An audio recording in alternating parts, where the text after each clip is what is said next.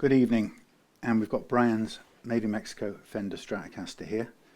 I'm immediately scared because guess why?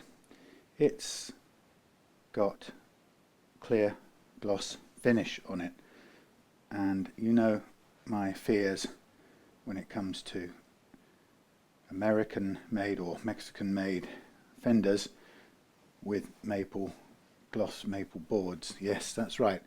I is afraid that when I do anything with those frets, I'm afraid that the finish on this neck is going to want to come off. Now, I shouldn't have to be afraid, right? Yes, you say, it's not my fault that I'm afraid. Well, the difficult part about this is if you don't use masking tape to cover the fretboard, then you can't sand out the frets the traditional way. And if you can't sand the frets out the traditional way, then what happens is you can only sand them a little bit, and that's not great. So if you're going to do fretwork, you have to be ready and prepared for the worst to happen. Now, just quick looking at this, I don't know how well you can see it or where you can see this from. Okay, let's look at it from this angle. You can possibly see, maybe you can see, the way in which the finish goes up the side of these frets a little bit. They kind of make a, I'm going to sneeze. Oh, hold on. Me. I tried to save you from that. You can possibly see in the reflection, maybe that's better here, you can see that little shiny bit either side of the fret. That's the finish going upwards and reflecting the light a little bit differently. So that light and dark thing going on there either side of the frets, you see those little stripes, that tells you that this has been finished with the frets in place. So it's the quickest and easiest way to refinish or to finish a neck on a guitar like this is you fret it and then you spray over the frets, and then you polish those off at the end when you polish the frets out. Okay, so we have here Made in Mexico Strat in, I don't know what the name of the white is, you can tell me. It's got a sort of slightly minty, slightly distinctly minty, and those in the know will know that reference, a distinctly minty from the MIM scratch plate, and a sort of very white, polar white, snow white type of thing. Anyway, finish. So it's a lovely condition guitar. I played it earlier on, had a feel for it, and it's a beautiful sounding thing too. With the kind of things you expect. One thing, it's got a slightly satiny finish on the back here, not as glossy as the front.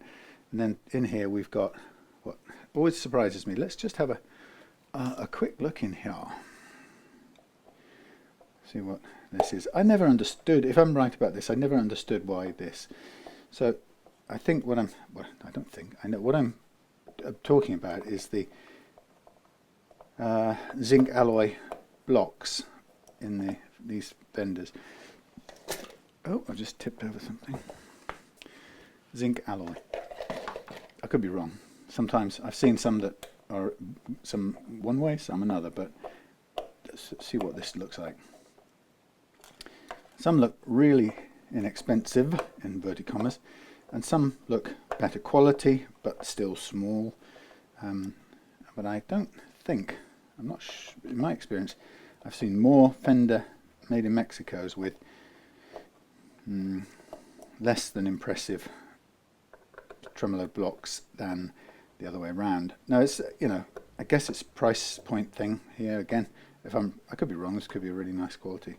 Well, it's a nice quality. It's not your standard cheapy zinc alloy. So I think that's a little different from some I've seen in the past. I'm not an aficionado on these Made in Mexico Fenders, but that is a lot better looking creature than those I have seen in the past. Simple as that. But it's relatively small, low mass, but I guess that works pretty well. I'm not going to complain about that. Just an observation. I just wanted to see for myself, because in the past it's not been as good quality as that. So yeah, nice finish, lovely, everything's good. Strap buttons are firm and everything. So I looked at my notes on this, and Brian wanted a full setup on this. It has, hard to tell what the nut is on here. It could be Tusq, it could be the micarta stuff, the hard plastic stuff that they sometimes use. But he wanted to have a Tusq nut, replace the tree with a Tusq string tree, which we've got there. And I put caution, maple and gloss poly, sort of swirly alarms. Now in Brian's words, this has some serious buzzing, now on higher frets. Now I don't quite know whether he means on the high notes or the low notes, but there is definitely fret slap on the higher, on the frets up here. You mentioned that previous tech filed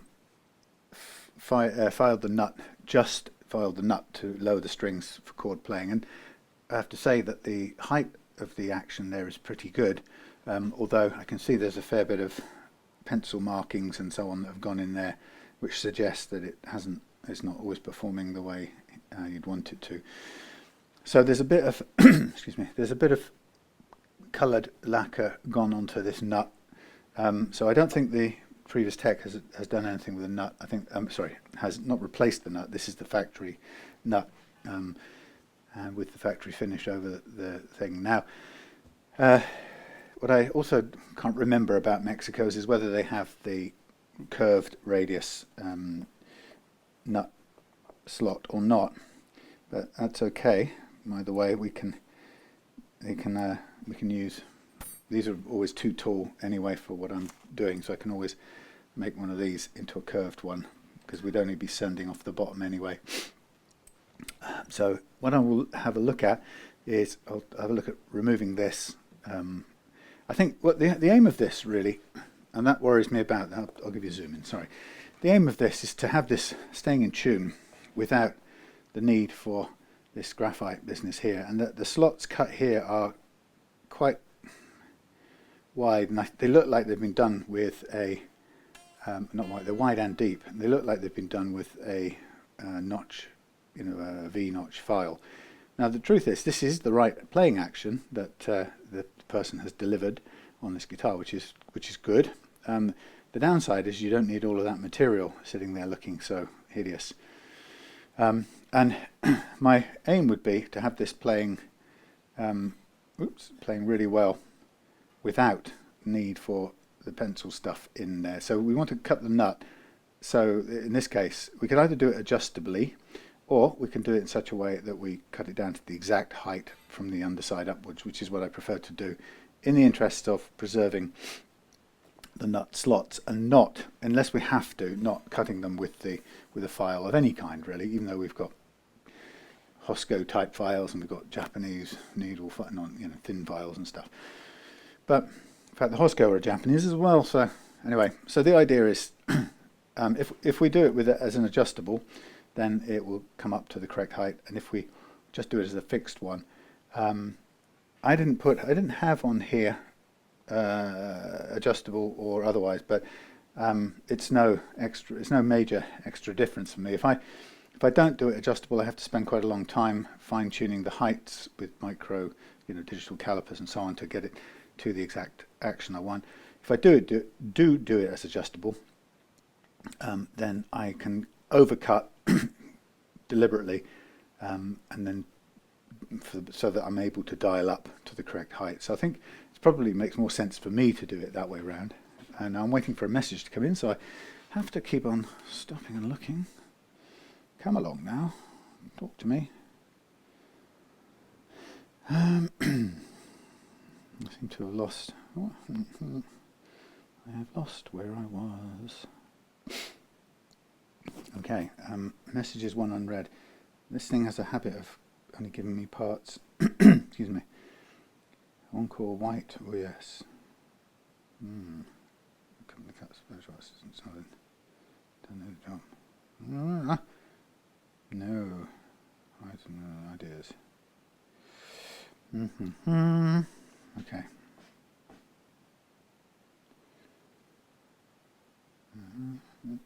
Oh, don't tempt me with an Encore India, you devil of a man. Sorry. Okay, so the first thing I was doing with this guitar was sit down and have a play with it. My first impressions were it felt nice to play. Let's see if I can put you somewhere where the sun shines. Yeah, so my impression was sweet to play. I wonder if I should zoom out into ultra wide when I'm up in this corner. I probably should, you know, so you can see more of the world. Of course, it'll make everything look odd and even odder than I am. So, how to play. And then I found, playing up here.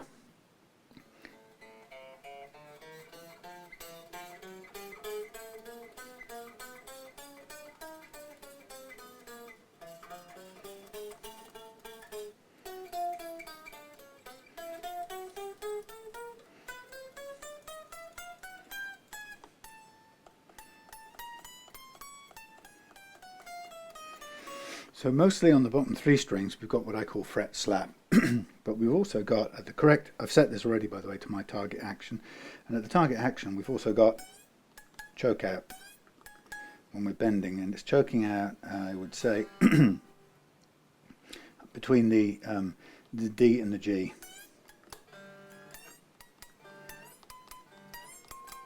Now that's quite a challenge because it's a low action. I'm talking about 1.5 millimeters on the low E and excuse me, 1.2 on the high E. So, but it's something that I should be able to alleviate with the U-channel truss rod being used in a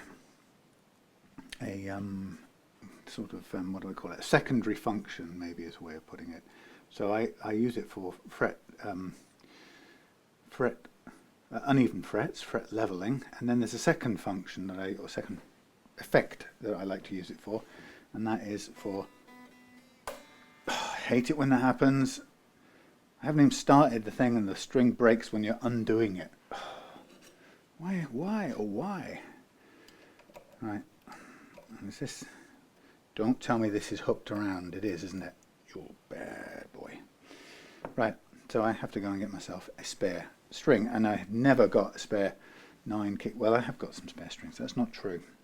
Simon, courtesy of Simon's Sacrificial Strings.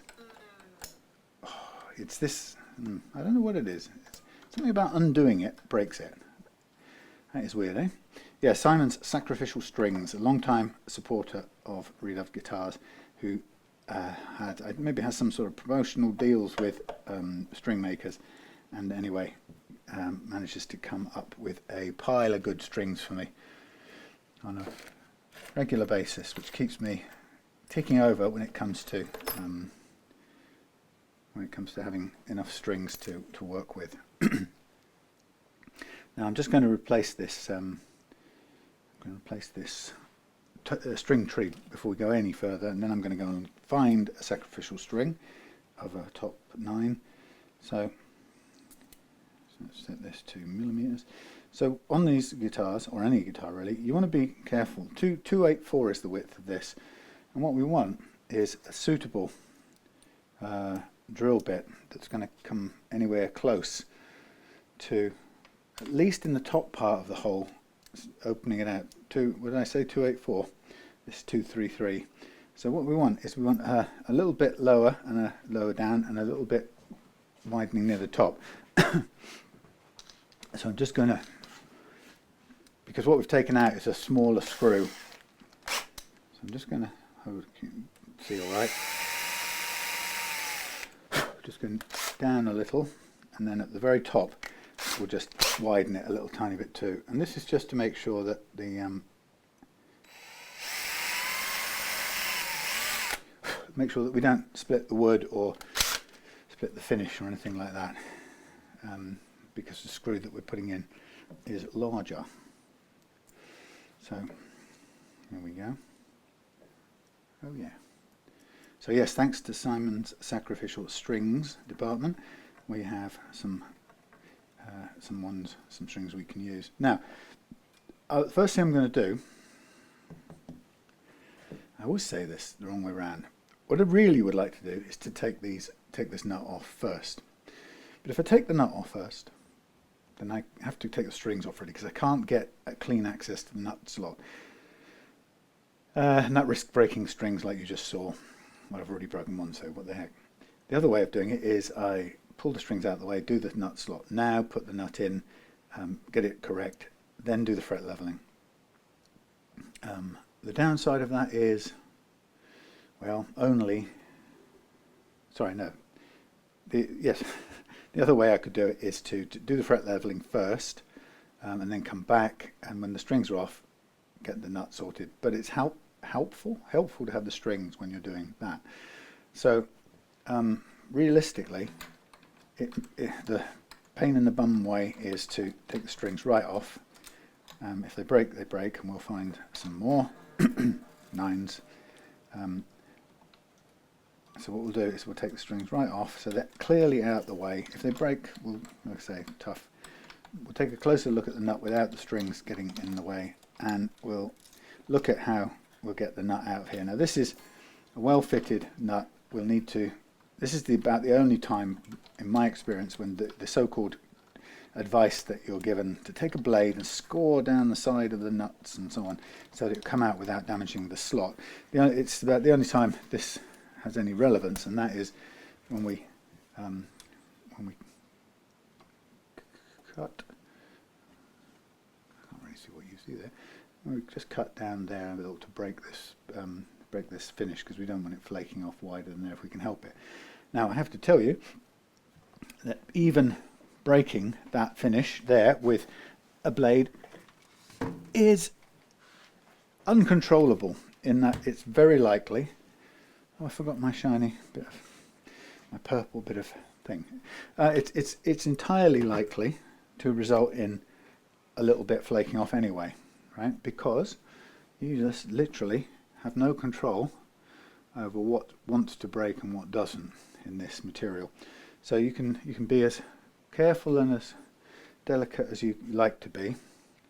So you can come down here with your blade, and you can say, right, I'm just going to gently place it there and score across there. Right, that's me hoping to score the finish. So as you can probably guess, I am pressing down a little bit onto what is in essence some very brittle finish, and the question is whether that survives my tension or whether it decides to break either side of this little score mark that I'm making, and that is, I have to say, almost entirely outside of my control. Wish it wasn't, but it is the way it is. So there's a little attempt at breaking that before we move the contents of the nut. Now if this is glued in, these are usually very tight fitting. That's the one, I mean, it's a good thing about the Fender factory, wherever it's made, Fender USA or Mexico. So it's very tight fitting. The question, I don't know if you can get this in focus, yeah. The question is mainly how we get it out after this. So right now I'm just beginning the process to hopefully reduce the breakaway of the finish there, and even this is actually quite difficult to do. Now truth is, if it snaps some more away, this is a poly finish, so we can always add some more. I'm kind of guiding this with my thumb whilst cutting my hand as usual.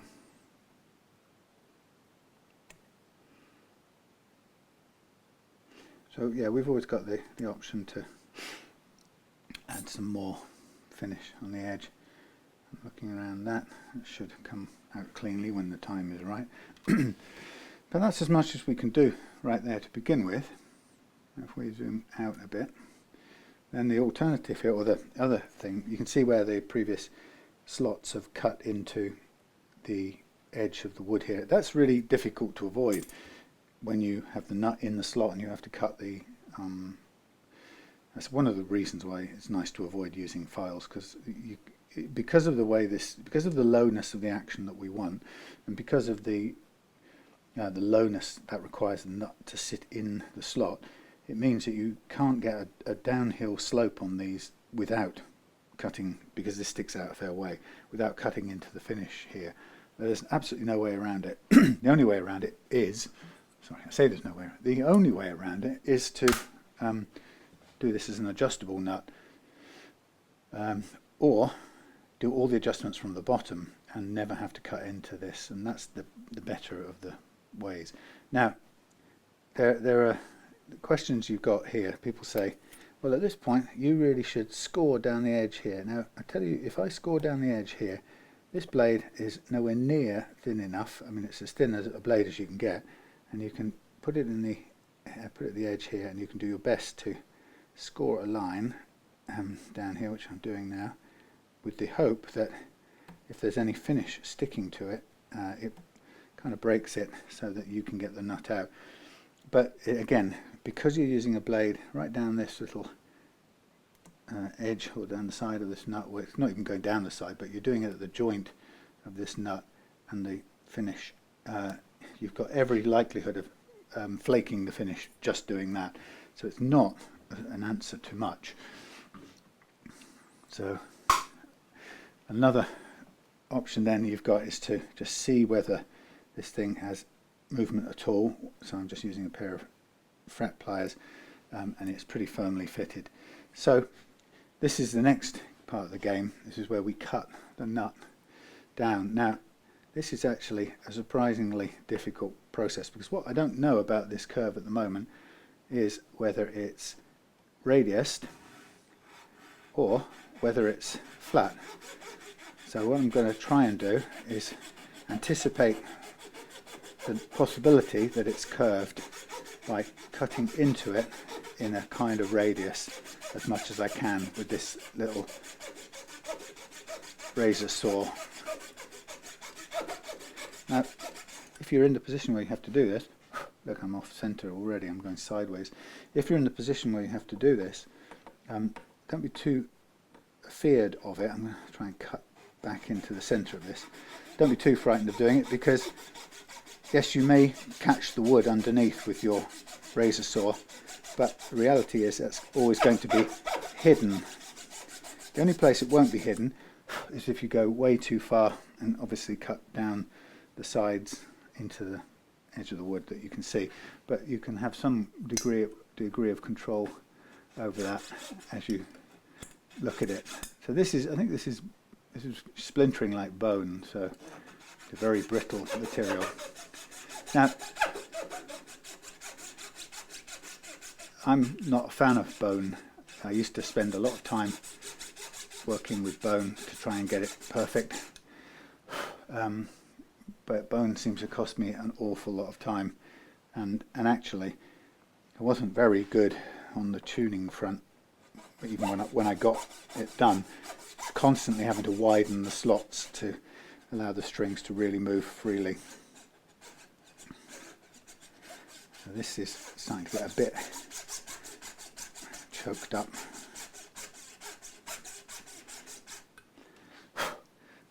So what the idea of this cutting business is, you're supposed to cut down, and the theory is that you can then press in the sides and the nut miraculously falls apart and comes out. I have to say, sorry, I'm moving out of the way for a minute just so I can get a visual on where I'm cutting to. I have to say that doesn't doesn't happen that way. It usually breaks at some point, and then you're left with, let's see where I am, okay, stop cutting there. Yeah, you're kind of left with bits and shards and stuff, and then you have to try and tap it out and cut it out, and it's a fair old process. Particularly if if I'm now going to sort of do the squeezy bit now, which I might as well. You see it's breaking rather than it's not folding inwards. You know, a bone nut will break, so it's breaking in possibly two parts. So we get down, it's just removing the material slowly, bit by bit. It's not the end of the world, but we can sort of work it away. But it's, you know, it'll be very, I think it's very snugly fitted, so we don't have a lot of choice. What I could do is come inwards a bit here.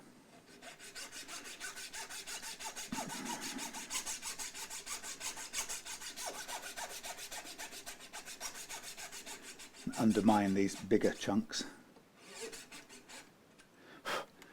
and again keeping a close eye on where I am. Now these chunks will more likely now move with gentle tapping, like something like this.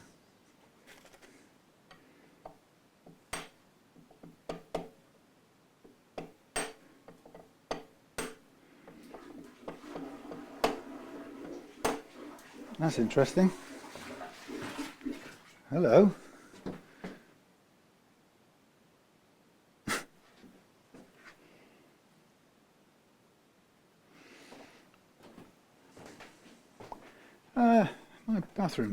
My toilet's just decided to go crazy on its own.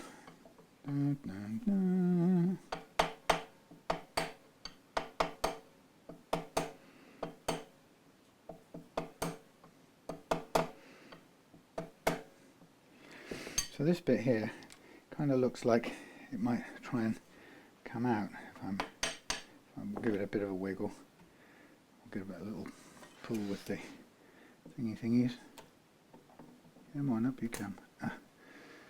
Yeah. Well, first of all, what's it tell us about the slot? Not a lot. Okay, well, we'll keep going, providing my toilet behaves. I mean, this is very, very difficult to get into. I mean, this is an extremely brittle substance, highly tightly fitted, with very little chance of coming out without pulling a great chunk of the maple off this board here, which we're obviously endeavouring to avoid. I mean, in another sort of sense, a good thing about it is that because it is so brittle, it means I can actually cut into it in lots of different sort of ways, or you know, in different places, and it accommodates me doing that. There we are, pulling a little bit out from there with the toothpicky thing. Just looking to see whether we've got a curve. I think it might be a curve,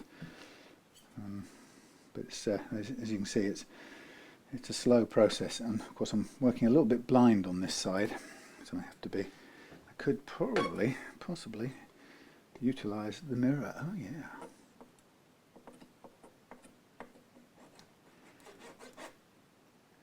If I can.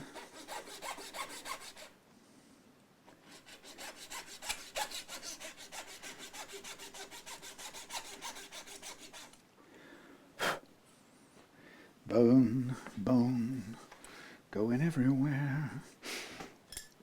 I'll use a little screwdriver to tap these bits now.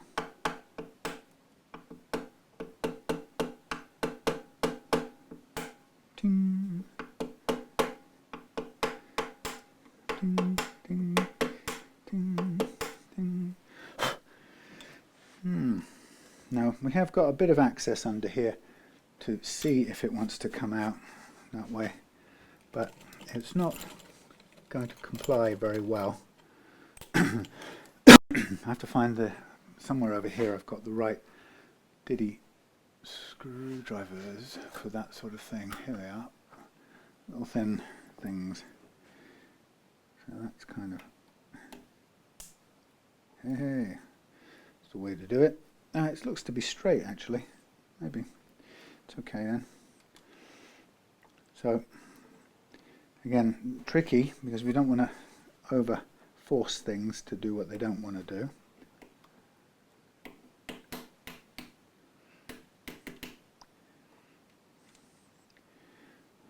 There we go. Lovely.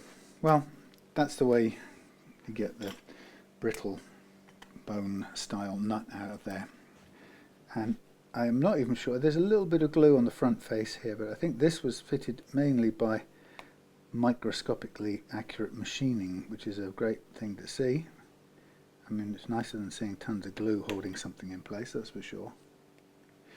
This might be a bit of glue on the back edge as well. So, now obviously the replacement is almost always going to be too big to begin with, which we expect. So the first thing I'll do with the replacement is I'll just very gently take off my toilet's going again. Somebody's using a water supply out here it's my downstairs neighbour, Kevin. He's using either a spray thing or possibly a water, what's that word? Jet wash. So it's doing something to the water supply, and my toilet is reacting badly. I'll have to scream at him to stop if I see terrifying things coming out. Okay, so now we're slightly we are at the point where I'm going to need to get this down to size, and so we're going to very carefully use sandpaper, and I'm going to add a bit more repetition and a little bit more downward force. I want to take off a little bit more material on the flat side with the view of getting it. Now it's going to fit in here, but it's not going to fit as well at any point as the previous one, because I can't hope to get that sort of factory snugness. Now both sides of these Tusq nuts are slightly less than machine smooth. They have a sort of slightly organic, gloopy feel to them. So it doesn't hurt to be sanding on both sides, as long as you can make sure that you keep the sanding action perpendicular to the base. And that's not always the easiest thing to do. So once you're confident you've kind of sanded off any gloopy irregularities, it's better then to stick to sanding on one face only if you can help it. This is not far off doing, it's a little bit more to come off. It's very quick to go too far, that's the only downside about it.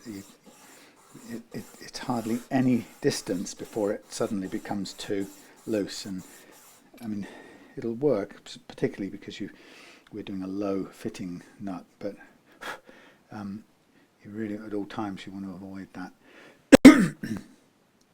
Now the spacing of this nut is correct for the strings. Unfortunately, a little edge along here. It's very difficult to take this glue or sticking up finish off here. Yeah, it's a little bit longer, so we're going to have to tailor the length of it very carefully in a minute.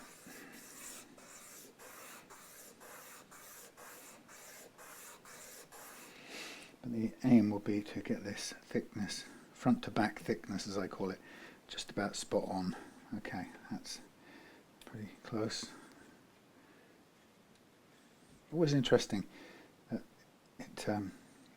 even though you've got a flat slot here, there's no reason why this shouldn't be flat unless there's some glue built up in the bottom, which sometimes there is.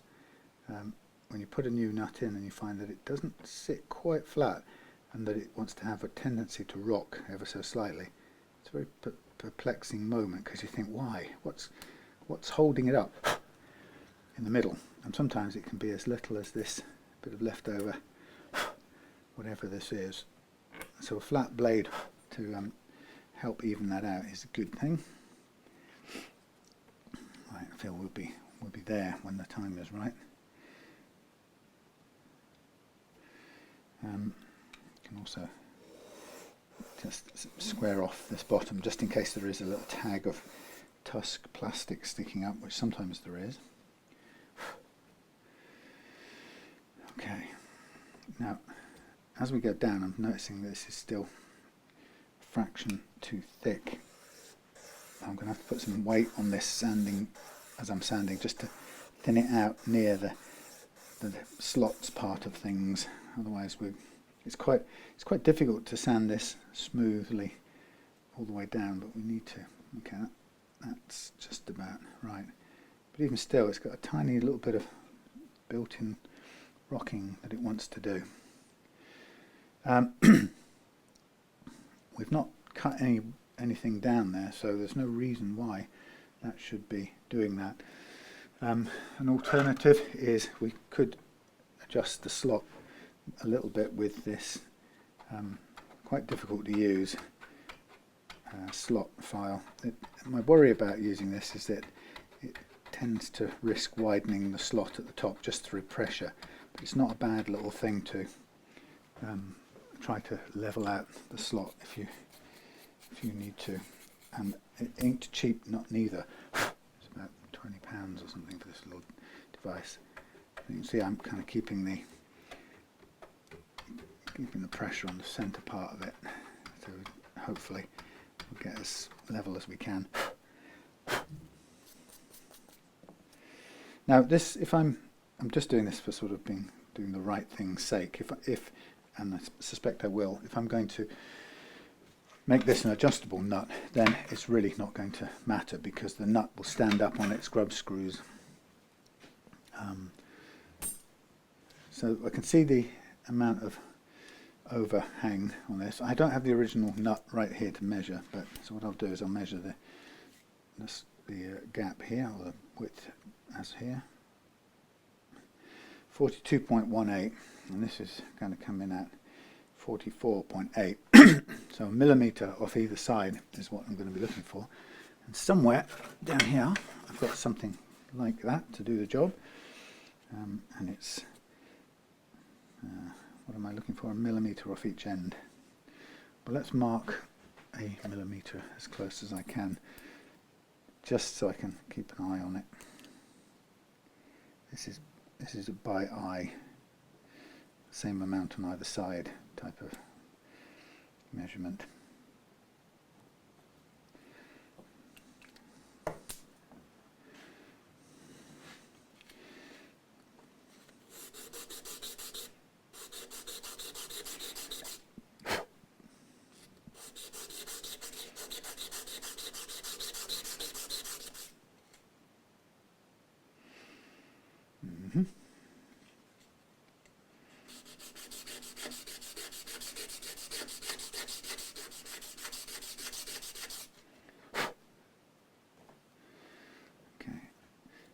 Check the width, and I can round off anything, any sharp bits later on.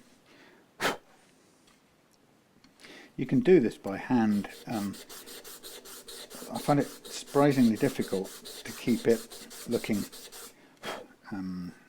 vertical when you do it by hand. It seems to wander off quite easily.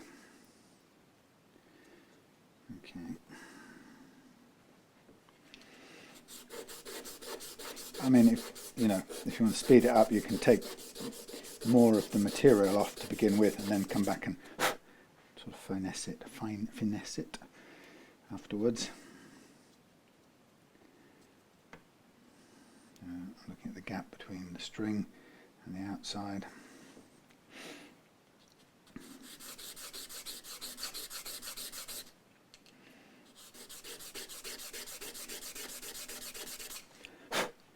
Well, this is this little jig that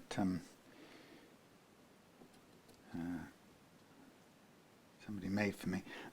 Excuse me, is just sanding this more or less perpendicular, avoiding the sort of wobbly run around. So we're getting there. I think turn a bit more off this end. Probably need to change this sandpaper off a little bit.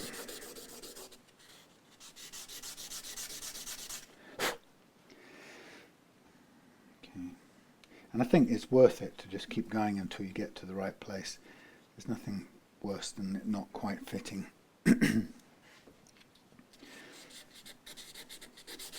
So we've had a fun day at home today.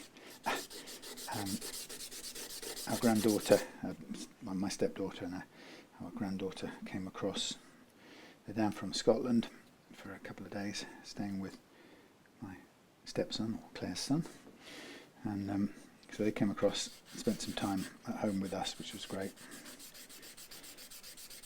It's so nice having a youngster around, a baby. She's already growing at a rate. We don't see her that often, which is a shame. Never thought I'd be a doting granddad. It's like, you know, rock and roll life. You don't think you're going to live that long, period. We're almost there. Yeah, so we'll see her again on, or see them again on Wednesday before they drive back up to Scotland.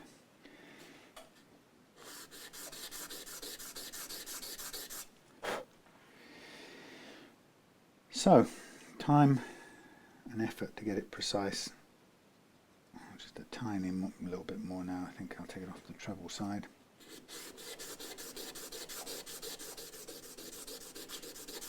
But like I say, worth getting right.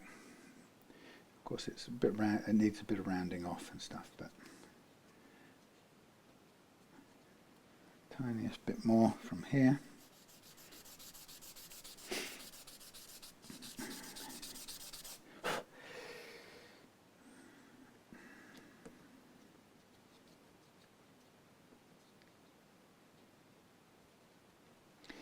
Very nearly.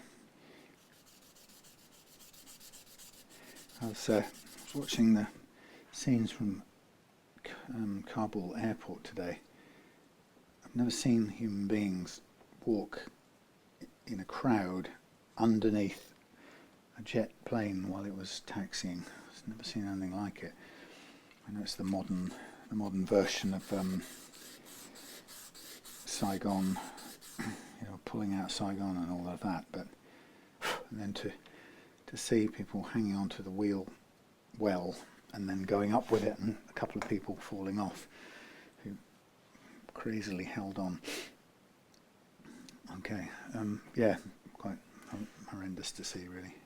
So you can see this thing still, despite being square, this thing has a sort of natural hump in the middle, and you know, the way of taking it down, we're not, because I'm going to do the what do you call it, that thing, adjustable, we don't have to panic about it too much, but a way of getting it down, if you have to, is to use a flat blade like this and just let it sort of scrape flat in, and if you can, just remove any tiny amounts of material in the middle part. And I think that's getting there.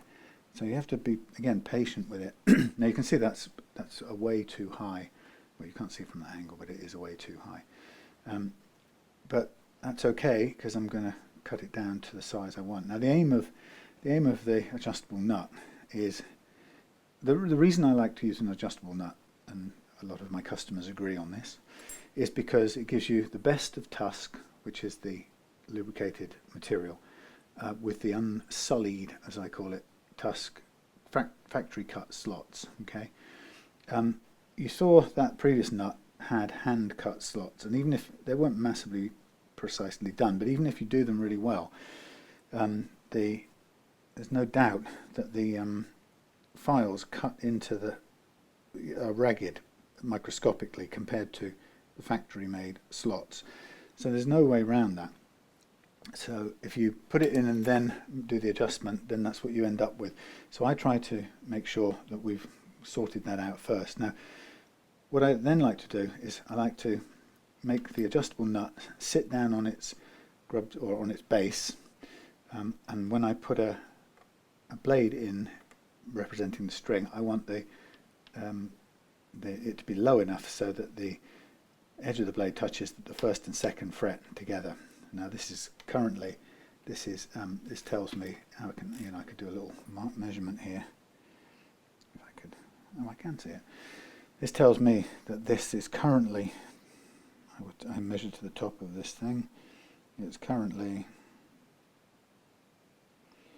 at least 2.5 high, too tall. So I could take 2.5 off the base of this, ready to go before I even go as far as getting the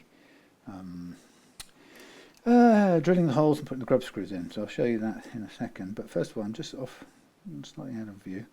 I'm just going to take off or draw the 2.6 or 2.5 line. I'm going to draw it a straight line by eye because I like to do that. It's actually quite hard to hold this still and do it at the same time. Okay, so there's the amount I will take off to make this into an adjustable nut. It only needs that top section. So I could go to, it might actually make more sense if I take this microphone off and I run this through the pillow drill rather than spend hours scraping at it with that thing.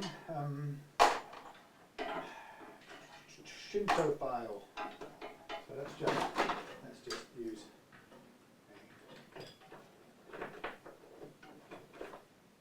this. Let's use this. Yeah, let's just use. Oh, I've lost my line now. Oh, what a silly bit.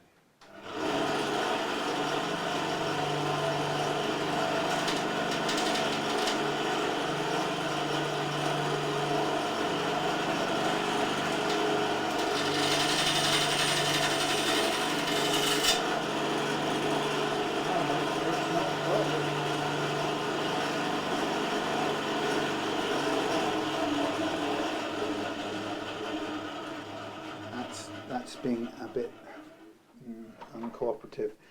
So I think what I'm going to do is I'm going to go back. I think there's too much wobble in my blade, so it's cutting too wide a swathe. Sorry, microphone. I'll put you on in a second. I'm going to go back and mark up this again, and I'm going to cut it with the rasp. After all,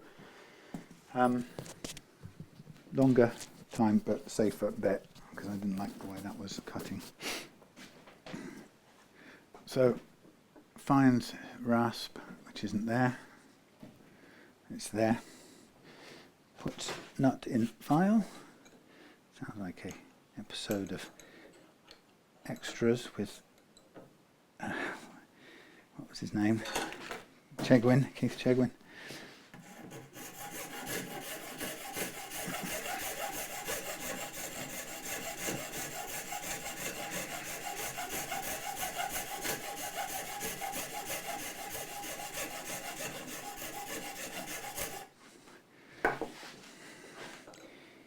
Quite difficult to keep close track of where you are. Okay, 1 second, move this. 1 second, move this. Whoop, sorry, back to here. Move that off to there. Get myself the sanding board up. So I'm just going to cut down this nut until it's the right height first of all.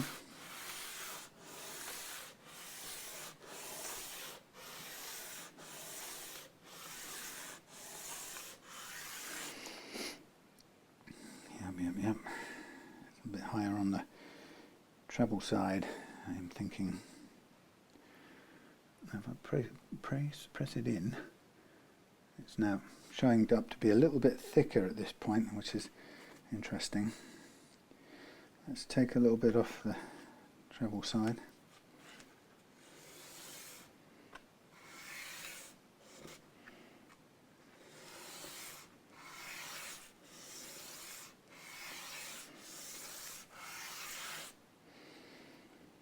Okay,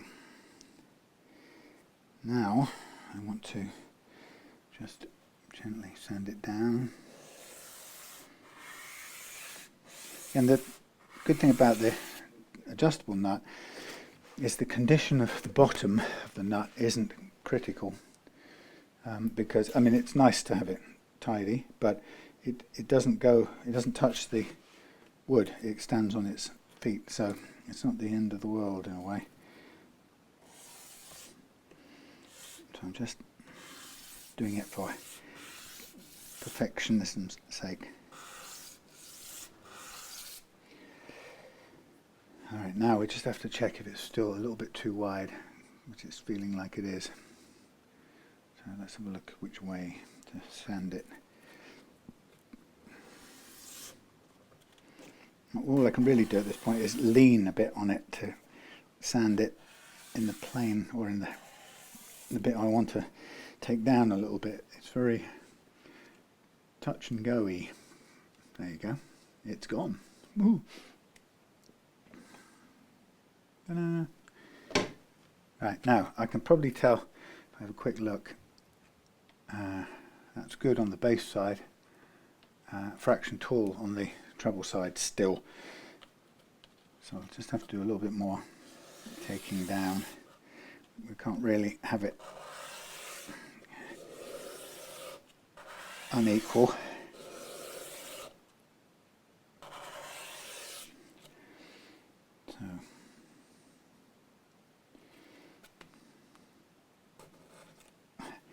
So eventually you get to a point where there's so little of it, it's actually quite hard to use.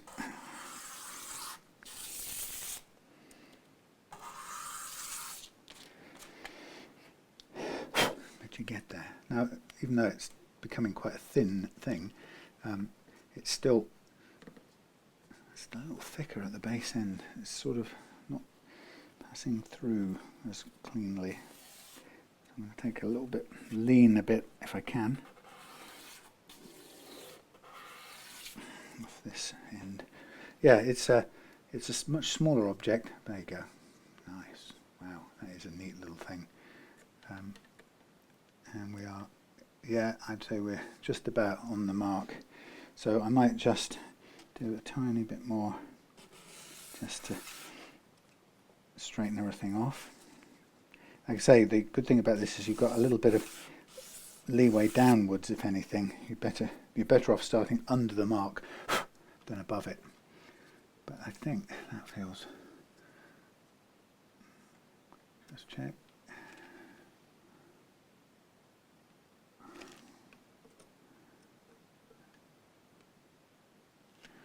Perhaps a fraction still too high on the treble side. I'm just going to take that down.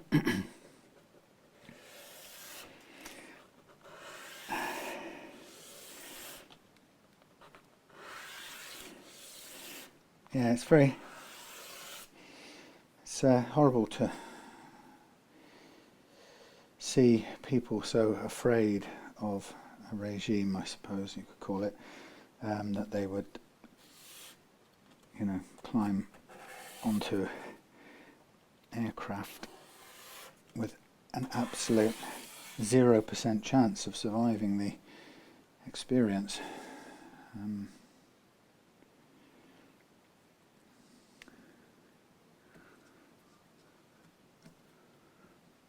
Yeah, really disturbing to see.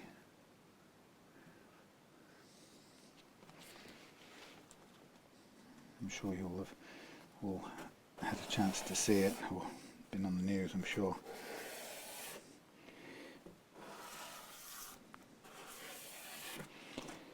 And then they had Malala Yousafzai,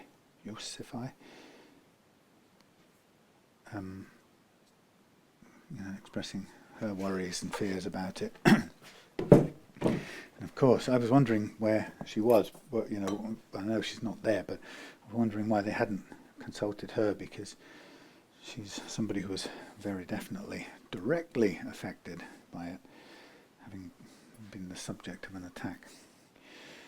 Okay, so what I do now is, I don't know how well you can see, if at all. Next thing I do is I have to do it by eye. I mark onto here my center point where I'm going to make a drill hole. A slight difficulty about doing this is that when you mark up a hole like this, it always wants to wander, because the drill you're going to use, or the drill I use, is very thin.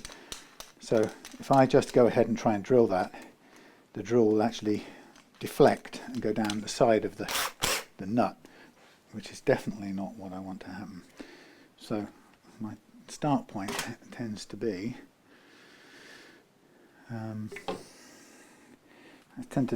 you work quite organically with this, so I get my start point right where I want it, with the point of this thing here. And then I bite, and then I move upwards.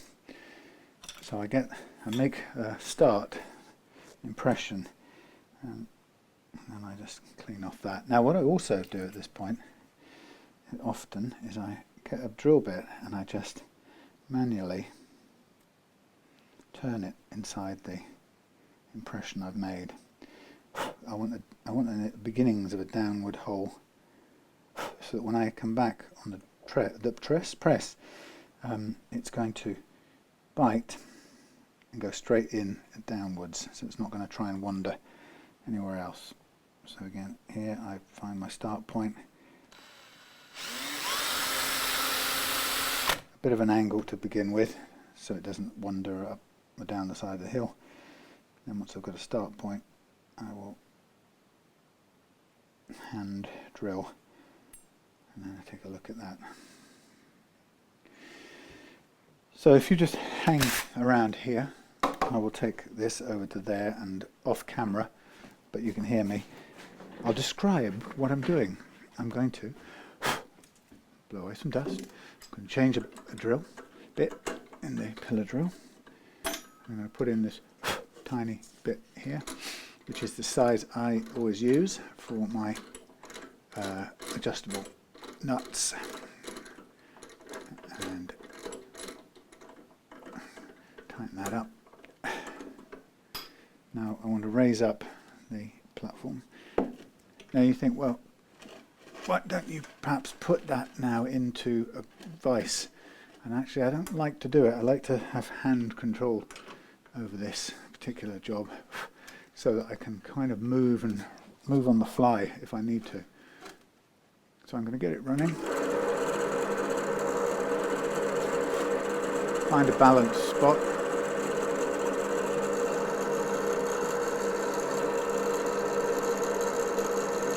And find my start point.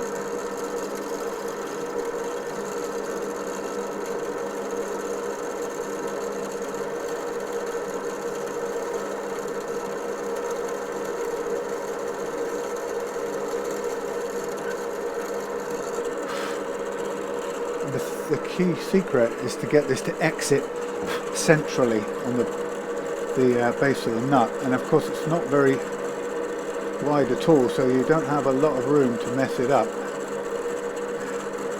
Now we're doing the base side.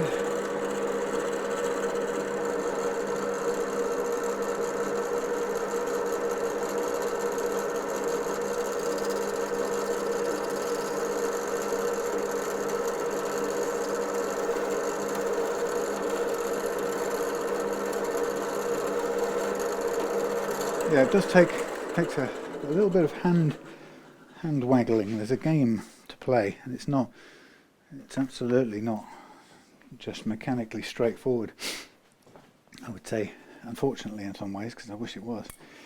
So I've got my two things. I've got my M2 nuts, and I'll tip a pile of those out just for now. Now these are actually longer than I really want. I ordered two long ones, so I'm going to try and find a couple of the shorter ones to save time.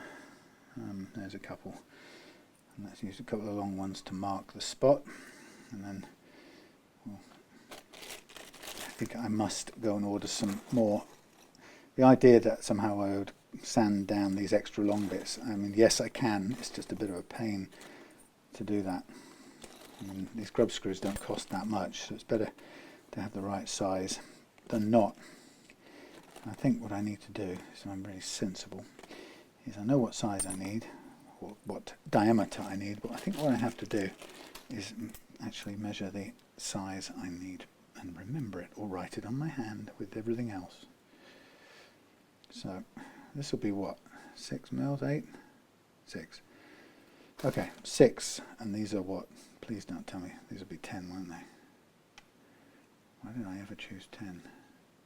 No, they're 8. God, that 2 millimeters makes all the difference. But we need 6. Okay, so the next part of this little exercise is to take my Tusq nut and from the base go through and basically basic low, thread it. And if you try making adjustable nuts like this with a bone nut, it will always split at some point. I mean, it often splits. So far, Tusq, unless it's been really thin, which it rarely has to be, Tusq nuts operate really well. They are strong enough to hold, or to remain intact through, not only through the tapping process, but through use. Okay, and then this side.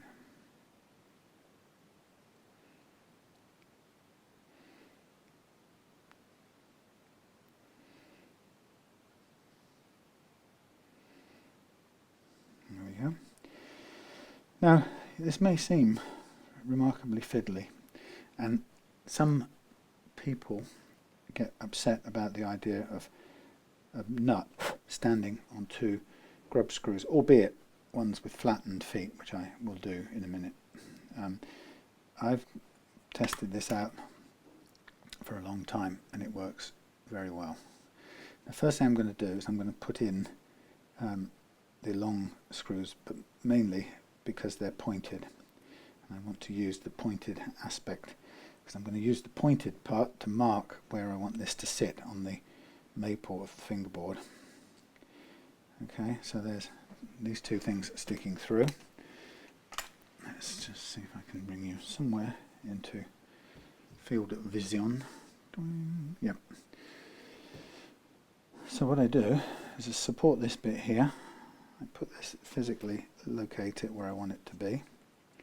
And then I get usually either a small hammer, or if not a hammer, then a weighted thing, and I go bang there. Then I move to this side and I tap down there. And that leaves me with two little marks, which I can pretty well see. One there and one there. Now those I'm going to make my anchor points so that the nut won't go anywhere. Now you could do this with the way Gibson does it. I think Gibson does it on their acoustic guitar nuts. There's a little locator thing that you can make a mark and then put a locator thing in. But I tend to do it differently, so I will get me a... Oh, stay everybody, stay. I get me a drill bit, or a couple of drill bits. And the first thing I do is I put a drill bit in there and just by hand turn to make a little impression. It's going a little impression in the maple, that's all I'm doing. And then I go into the centre of that one and I do the same again. And I don't want to be too deep, I just want an impression. Then I get another one, locate it in the same place, and just turn that a little bit until I've got a very small visible depression. Now of course this have no negative impact on a regular nut if you want to change it back. It's just a small depression. Now what I do is I put in the short grub screws and I will run these through until they stick out the bottom, because they've got they're cup shaped at the bottom, and I'm going to use the sandpaper, small sandpaper or block, to just take off this little bit of metal and flatten them out. So we're nearly there, and they'll be, I mean, the only reason I flatten them out, actually in a way they would probably sit better in the depression if they weren't flattened out. So there we have it, sitting down there beautifully, going nowhere. Oh, it's going somewhere. That's because it's possibly not sticking out far enough. But we could either make it flat, or we could leave it. The reason I've tended to flatten them out is because they still fit in the locator hole like that, but they also don't channel the energy or the force of the strings into single pointed. They're not pointed anyway. They're what do they call them? Cone point, cup point, or something. Anyway, so I think I'll still do it because I've done this loads of times and it's always worked perfectly well in this manner. So again, this is a handheld thing, so I just hold the screws so they don't move and unwind, I'll just do a bit of toing and froing. Again, it doesn't matter if it did scuff the underside and it was a little bit off flat, you know, because, whoops, that's turned itself in. Yeah, so it doesn't matter too much. We just want it pretty flat.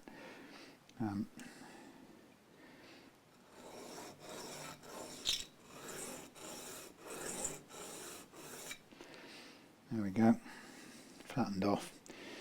Then when we put them through a bit more, oh yeah, still got to go and get some sacrificial strings, haven't I? Really, we might as well get a new pack altogether. Okay, so there's my adjustable nut sitting where it wants to be. Oh, the one thing I forgot to do is let's round off the edges so it's not painful.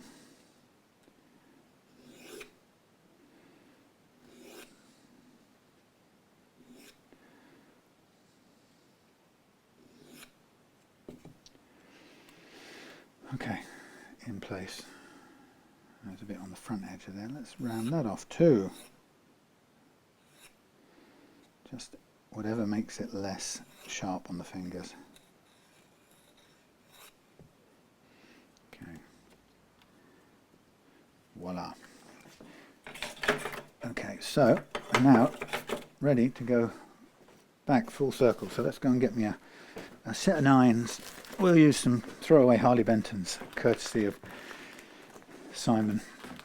Now, you could say, well, look, you've got a whole set in here, but actually, yes, I have, but they're going to be, they're all coiled up, so it just makes it easier if I just start again, really. Cut these off, thread them out, start it again. Now I've got to go next door. What are we up to? Oh, it's 61. Oh, it's a bit lower in here. I'm going to go next door in a second and do a bit more, well, actually do my first sprays of clear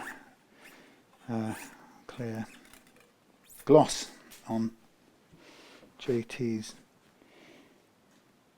Candy Apple Red Stratocaster body. So you can come with me if you feel like it. Last time I failed spectacularly to put you in a position where you can actually see it. So let's go and do it zoomed out. Let's go and try it. I might only get one or so coats on there today.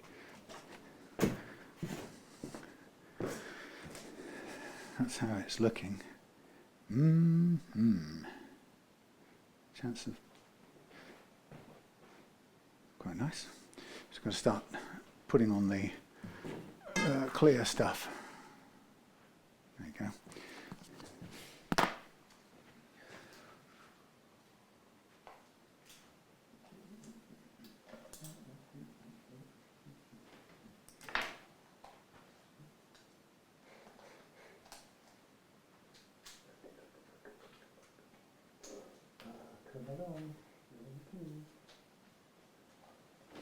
You'll see straight. Oh, there you are.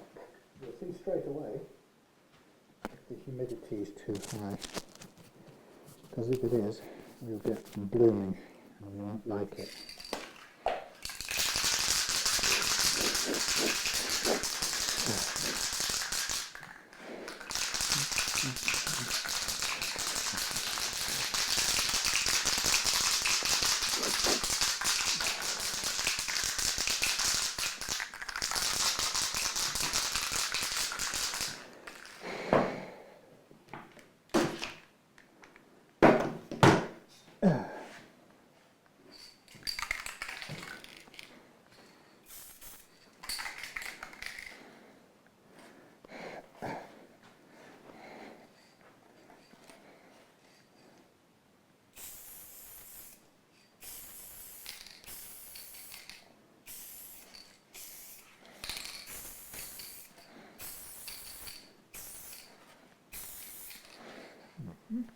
Mm-hmm.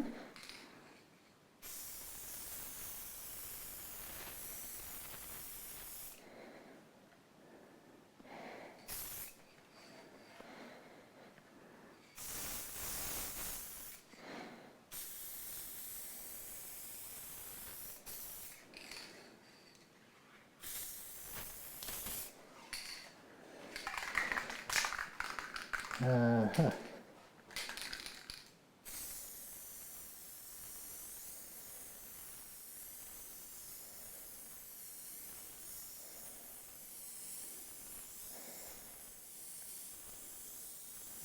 Maybe.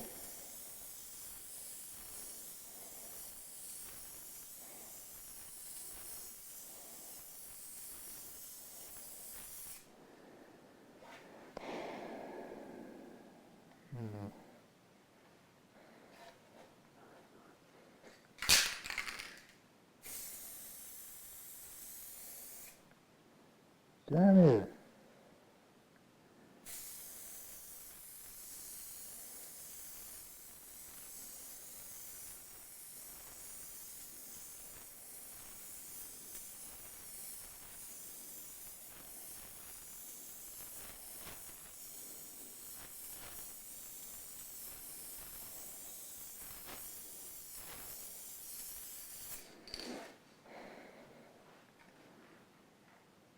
So damp squidge there.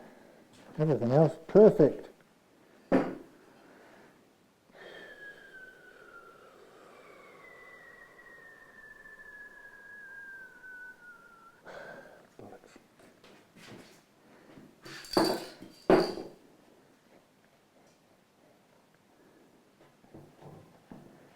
Humidity showing.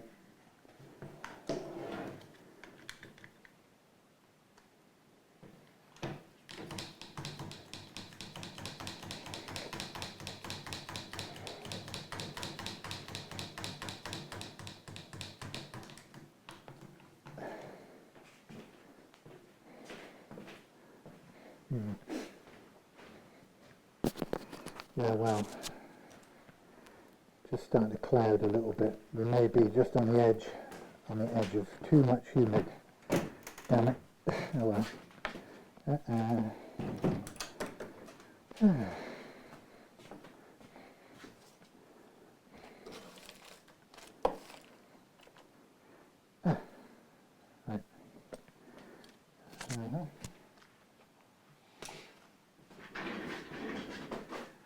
Yes. Something about clear gloss bugs me.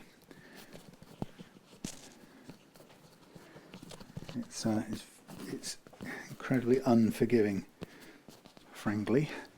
Okay, we're doing all right. We're what, an hour 13, and we haven't. You'd think we hadn't even started, judging by how things are. So let's get a few things out of the way.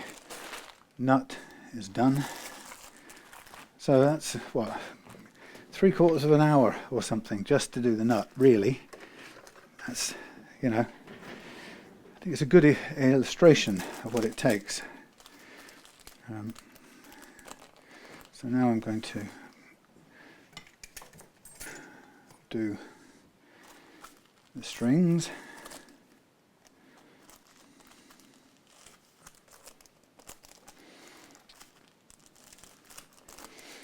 Yes, I think I'm not going to do any more spraying tonight. It's I really want a warm day more than I want a cool, ridiculously early autumn evening.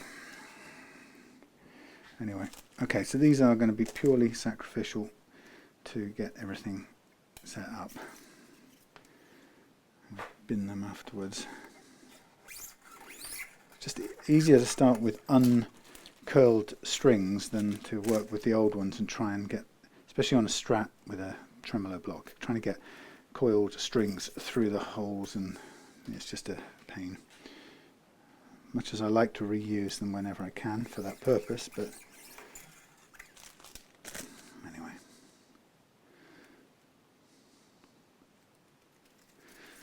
So if that, yeah, funny enough, that ran a little bit. There was a little run of the clear finish, so I may have to sand that back a little bit before the next time, but it won't be today.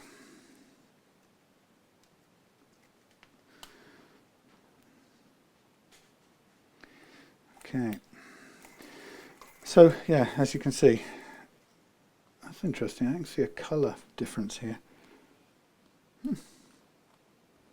Wow, right on the edge. there's like two strips of colour, yellower on the top or yellower on the sides and whiter on the flat surface.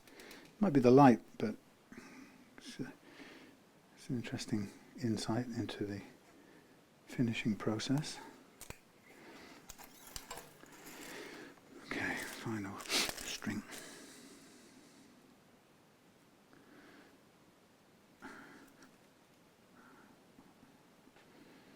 So I got Steve's Epiphone EJ, is it EJ 200? Out of the case today for a sort of initial check over. Lovely, lovely acoustic guitar that is. There's quite a lot of guitars that I get through and I think, oh God, I'd love one of those. And then I see another type and I go, oh God, I really want one of those. And it's all a bit much. Okay, I don't know how. Let's come down this end for a minute. Pow. You're still in a funny zoomed out shot and you might not even be in focus. Now you are. So this end, when I'm doing an adjustable nut or using an adjustable nut, I start by fitting the middle two strings, and that's just a quick way of ensuring that the nut stays in place, rather than flipping off sideways, which it can do.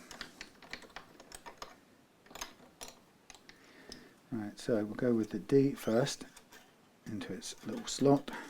Now if I put this on and find that it's still too high, we may have to take the, oops, pull down one fret. We may have to take off the nut and redo it, if that's the case. Sorry, you've got a bit of a down overhead view here, which isn't very clever for this. Probably better if it's looking at it from the side a bit. Yeah, so we can still go further down. It's looking nearly there, but we might still take a bit off the bottom, which is no problem at all. We just sand away. So the middle two, the G and the D.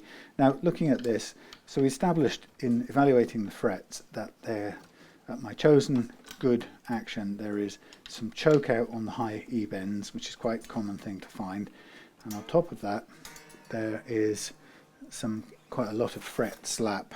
So there's two operations in that respect.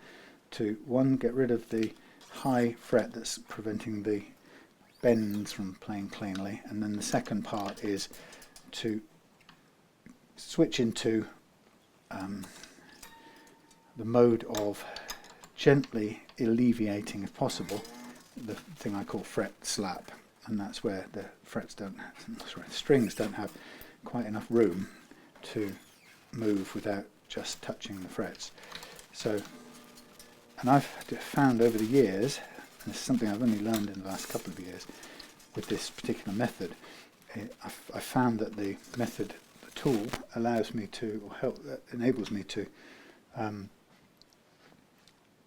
suppose what would the word be, to yeah, eke out that little bit of congestion in the neck. And it's, what I've learned is it's usually caused by, I used to think it was one, individual high frets or low frets. Actually what I've discovered is that it's almost certainly caused by slight depressions in the neck. So rather than think of an individual fret that's either been seated badly in the fretting process, or I don't know, maybe is a bit big or has met an obstruction going into the slot and is sticking up, rather than see it like that, the fret slap is usually the result of there being a small group of frets usually, which are well, some high, some low, and you imagine the fretboard being, broadly speaking, a curve, but a bumpy curve, and you can sort of imagine that the strings don't like that. They would like a smooth curve with the same amount of clearance all the way through.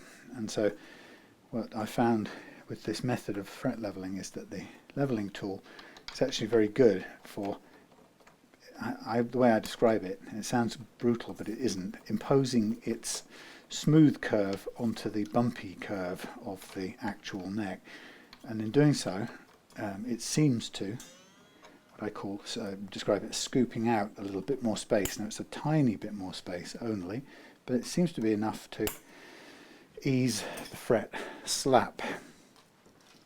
Now, I'm just looking at this now, and the first fret action is still too high on this. Let me just see if there's any downward winding to go, because it could be that the screws are out a long way. So let's take it to its lowest.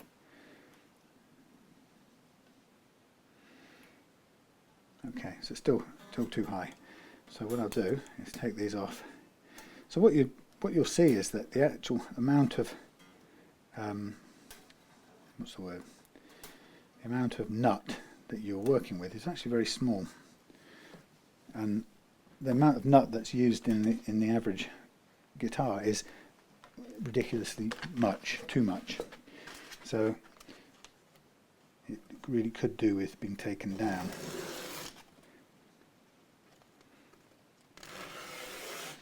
Now this is a little bit difficult because I'm working with something that's getting harder to grip as time goes by. And really all I'm hoping to do is just to get it down to the size where, and when it sits in place and tightens up, my frets, my strings want to start off touching that first fret, and the idea is then we wind it up from there upwards. So I'm going to keep sanding. I could really do with some new sandpaper on here, that's without a doubt.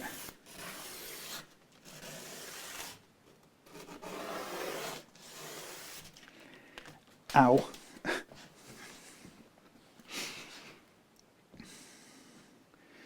Or even a sanding, no, what's that thing? Belt sander. So I could just put this on and gently work it down. And hey.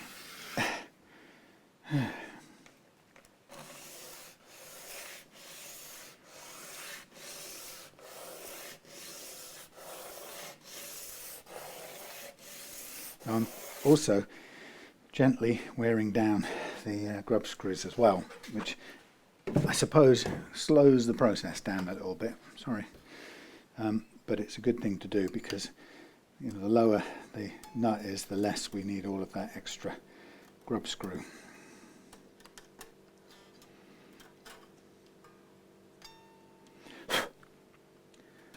Right, let's get this tightened up and see how close we are.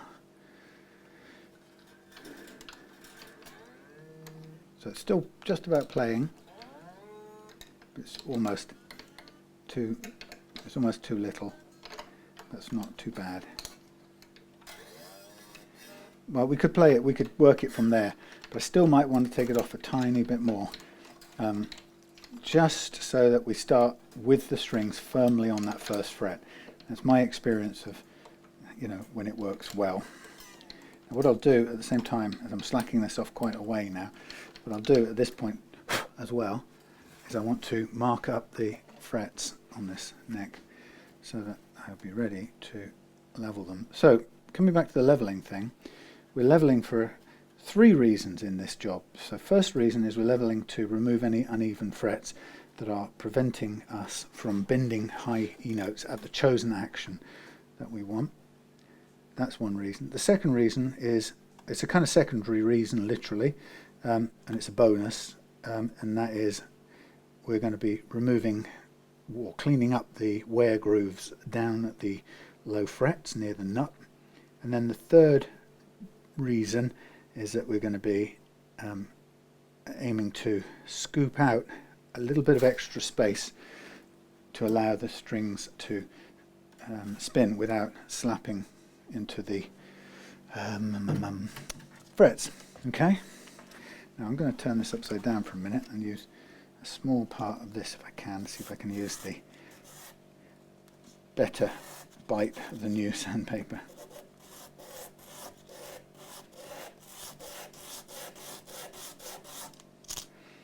I think that will probably do. Not quite sure what Kevin's doing down there tonight, but he's got power tools akimbo. Right. I wasn't sure whether I was going to get all of this done tonight. We shall see, mainly because I started late, but also, keep your hands off, also because it's, I actually figured it would be a little bit more involved getting the nut and everything done on here than a standard setup, which I think has probably turned out to be the case. So let's just get, so tightening from the middle upwards. Again, there's a little gap here, but it's, let's see how it looks on the other strings. It's playing. Now the point is, we don't have to be on the deck, but it kind of gives us the right amount of room. But actually, I think that's probably good where it is. So what I would do to make it play, wow, is I would lift it up from this end, like that, and then a little bit at this end. Come on.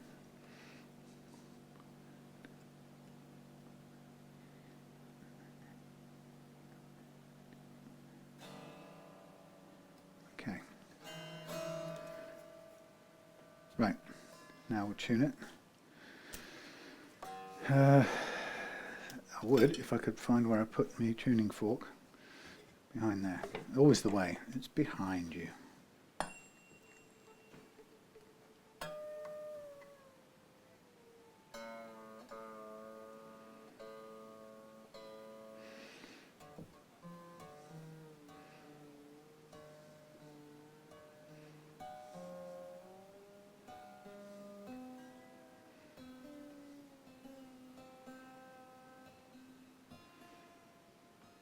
Oops. Put it on the old string tree while you're at it.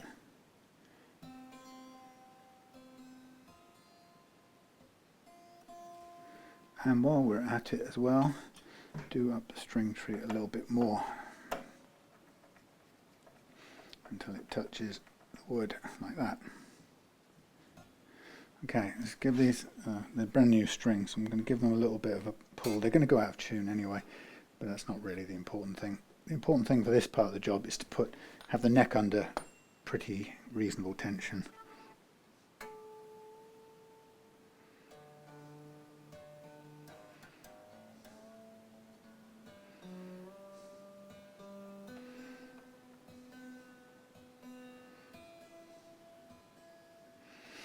Okay, so now comes the exciting part. This is the part where I level les frets, and this is the delicate part. And I'm going to zoom out for this. Oh yeah, let's have a bit of long range vision. Bits of old bone, go away. So what we're going to do is level the frets, and with the 3 jobs in mind, and I'm going to probably use 2 different leveling beams, just deliberately, so I'm switching jobs, if you like, so I can think of it in those terms. I'm going to, oh, that's come off. Why does that come off? It never normally does that. Get back on and stay. Just going to clean some of the dust off this one. These are pretty newly papered up, so they've not had much use at all. I'm just going to clean them up a tiny bit. Now, what I'm going to do is I'm going to start with the thinner one. So I'm switching between them as a sort of deliberate symbolic thing of doing 2 different jobs. And I don't have to switch between them. I could do it all with one, but I quite like the... I'd certainly probably want to use that one for the second job, because that one's stiffer and holds its shape a little bit better. So here we go. Now, do you remember this? I don't know if when the time comes, when I come to polish these frets out, this whole fingerboard could fall apart, for all I know about made in Mexico finish, right? I've not had a great luck with the finish from these maple. There's a problem in the way they applied the finish and its lack of adhesion, and quite a lot of people have experienced this. just before I do this, there was one thing I meant to do. I checked it earlier on, but I didn't do it. I wanted to double check the relief, and it's actually pretty high on this guitar. So I was going to make a small adjustment, and I need my Made in Mexico adjuster bar, which should be this long one. No, it's a little bit too. Don't tell me it's going to be a different one for this guitar. I did a Made in Mexico the other day, and it was the right one. Yeah, so it was a little bit too loose, so I'm going to tighten it up a little bit. And if it's actually working here, there's a lot of travel, so I really don't quite know what's going on at this point. Let's just get a feel and make sure it is working. Either that, or I'm getting completely the wrong size thing and absolutely nothing's happening.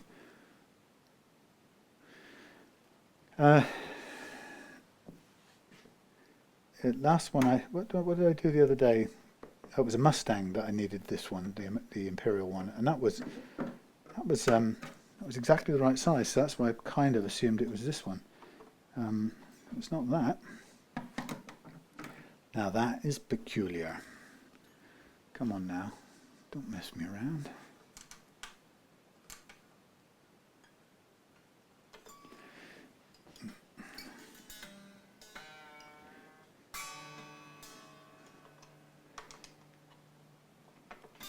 I don't think that's the right size either. Oh, actually it is. How bizarre. So I'm putting a little bit of tightness into it to flatten it out a little bit. Now, the thing about necks I'm finding is that they do peculiar things, and this file, the truss rod leveling file, is very good at telling me what the heck is going on in the neck, even though you can't see it with the eye. And hopefully I'll show you what I mean in a minute. So let's go back and readjust this. Now I've changed the curvature, I've flattened the neck out a little bit.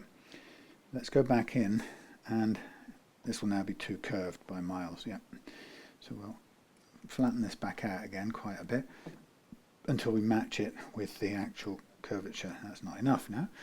So we get it lined up, or calibrated as I like to call it, and then we'll do the first leveling. Too much. Do the first leveling, and we'll then look at read the tea leaves, as I like to think of it. In fact, it's more scientific than that. We'll read the way that this file is cutting the frets, and that will tell us a lot about the shape of the neck and how it's behaving. And it tells us what we can't see with the naked eye. So to begin with, I'm just going to drop the file into place and let it go under gravity. So I'm just moving it side to side. Yes, it's where it's touching the frets, it's going to be cutting very slightly. And what we're going to get is a sort of a snapshot of which frets are high and which frets are low relative to each other. So straight away I can stop, and if we look in from above, it's kind of the long view, isn't it? But cutting a bit, a little bit, not much, hardly any, a little bit more, quite a bit. So we've got a flat spot there, or sorry, a tall one there. Little bit, not much here, a little bit, not much. There's a low one there. Okay, so there's a couple of low ones there. So that's a little, like a low spot, a little localized low spot. So that's the result of not the frets being put in wrong, but it's almost certainly a result of a little dip at that point in the neck. And it's amazing how it does this. But the tool sort of reveals it pretty well.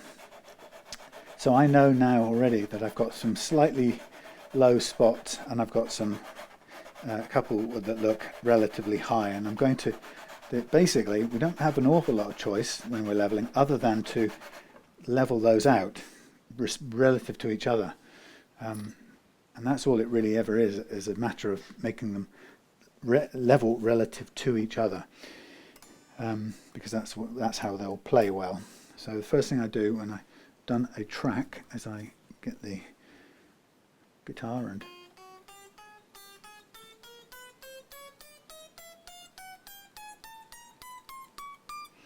put the string back in and test play it. And now all the notes are clean.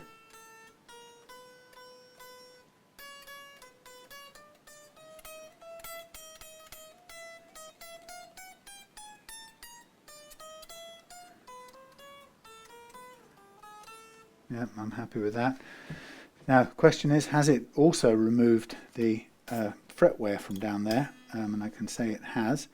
So I'm going to move this string off to the side, and we're going to do the B track using the same setting. So here I go again. Now, what we sort of expect to find usually is a similar pattern, because the frets, whatever's happening, tends to be in, you find it in more than one track, but often not all of them, because it does change as you go across the radius of the neck. So now I'm just kind of concentrating on making sure we've got everything relatively level, and I'm pressing a little harder than just gravity, because I kind of know the lie of the land now. So we've got high spot there, high spot there, high spot there, and the relatively low in between. Now it's microscopic, so it's nothing. It's not like the end of the world, but it makes the difference in how the guitar plays. So now we've got the B track done, so we test the notes.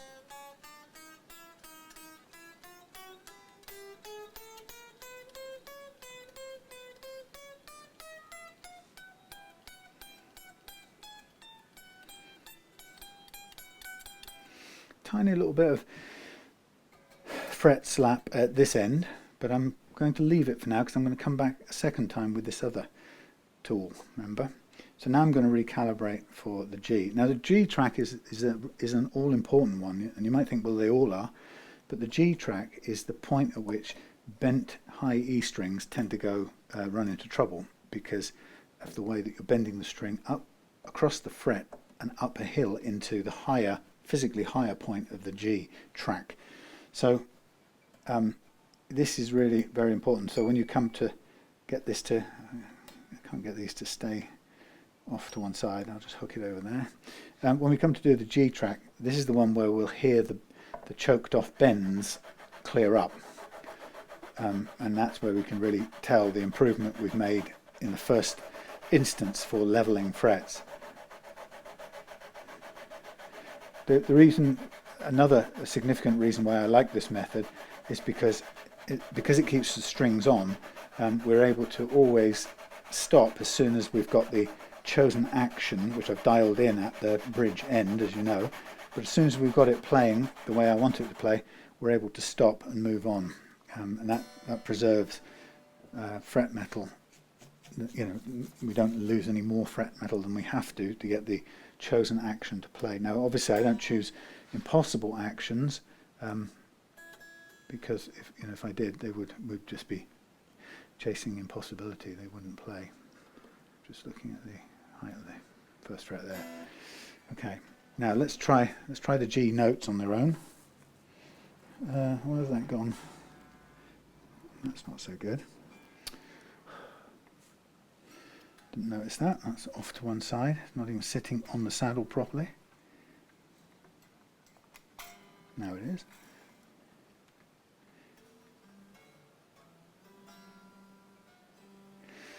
Okay, so we'll play the G notes first.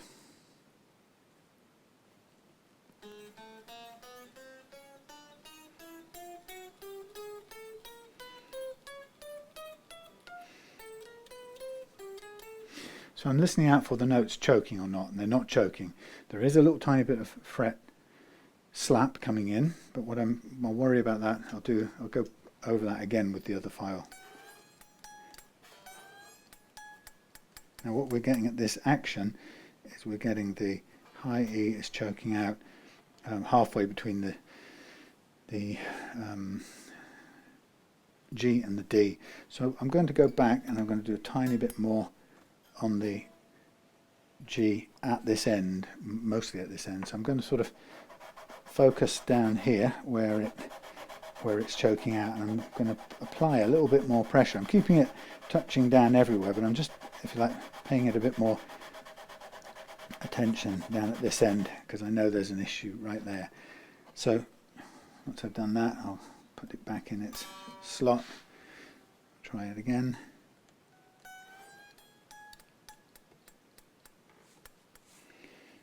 Let's have a look.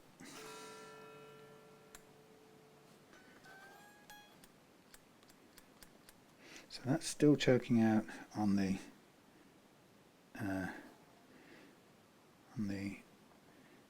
G, in the G track, and that could be because, let's just double check the string action here, because if we're too far under the overall action, we could be just be, yes, we are a bit making life unnecessarily difficult.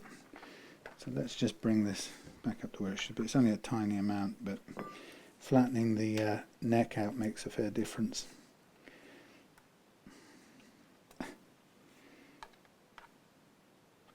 Okay, that down, take that up.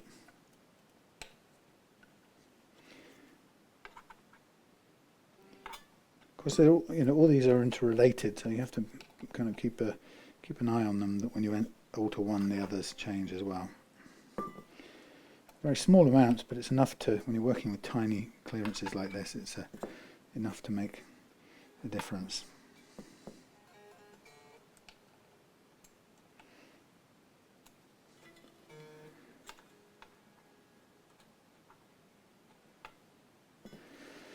Nearly there.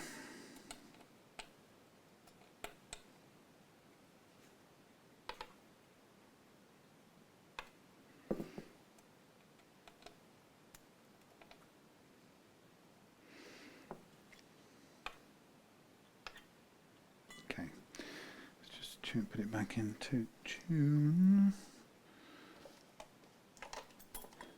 Nearly there.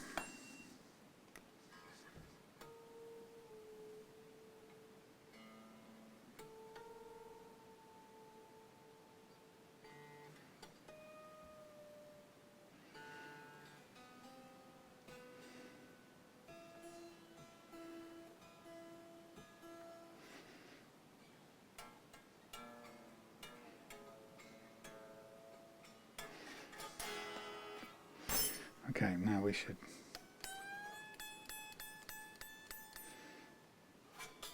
So that's good. We're through the G's now. So now we just concentrate on the D's, the A's, and the E's, and then we'll go back looking particularly at the fret slap only. So we're getting the leveling bit sorted out. You can see how much difference that tiny adjustment in action there after the reduction in flattening of the neck brings the action down, and then we need to just bring it back up so we're working with the right height, so that the target I was chasing wasn't too unrealistic, which it became for a moment, which is just as well I thought about it. So still in the mode of leveling primarily. So concentrating on making sure all the notes individually play, and that the bends, if possible, will also play out.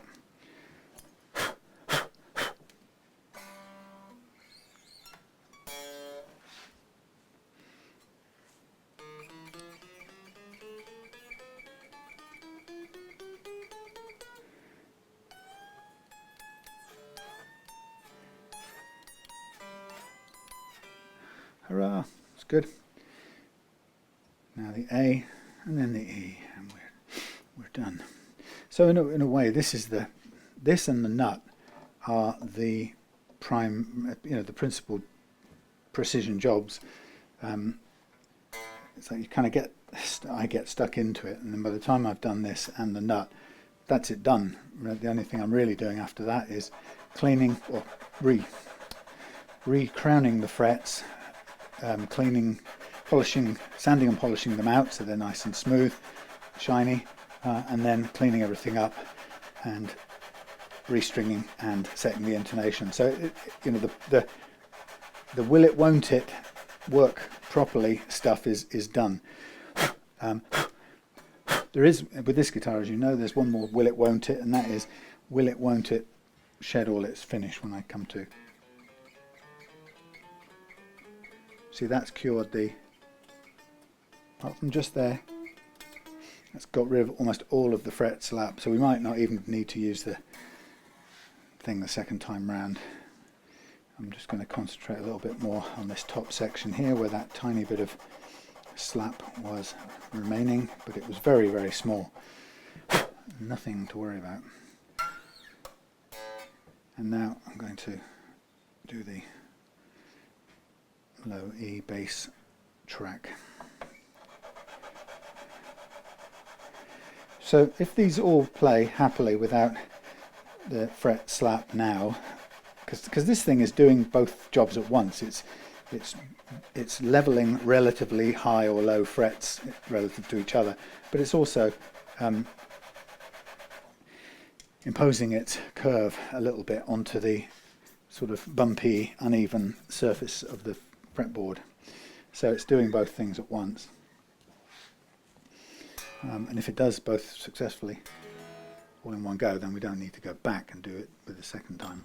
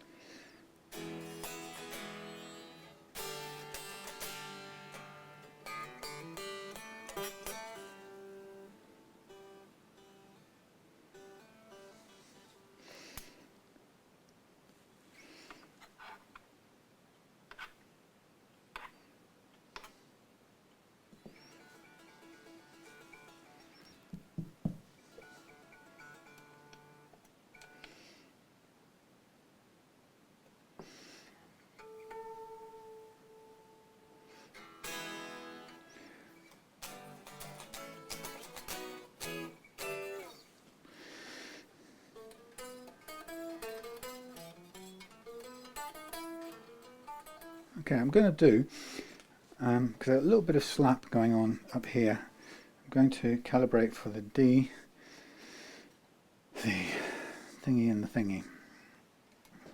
I lost track of where I am. The D and the A and the E strings. I'm going to just use gravity only. So we're putting the curve into this one, the U channel truss rod, and it's still not curved enough. I'm going to get this curve set, calibrated, and then we'll just use gravity alone, a tiny bit too much, gravity alone to see if we can just alleviate this fret slap. Again, it's a very low action. This shouldn't be a problem on a 9.5 inch radius. It's when you get down to 7.25 inch, then you will be struggling a little bit. So at this point, I'm going to try and just allow gravity as much as anything else to work, and repetition backwards and forwards.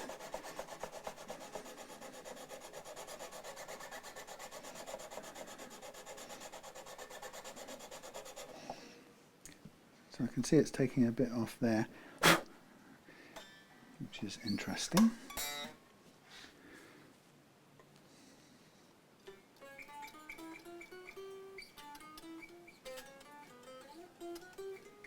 Cleaned up that. Nice. We'll calibrate it again because it's so important at this part of the operation, because what we're doing is we're cleaning up microscopic unevennesses, so we really don't want to take any guesses at this stage. So again, calibrated in sort of, if anything, concentrating a little bit on this top end, because that's where the fret slap was, and then, you know, hopefully just mostly allowing the power of the sandpaper and repetition. And again, similar problem there, showing up on that fret there.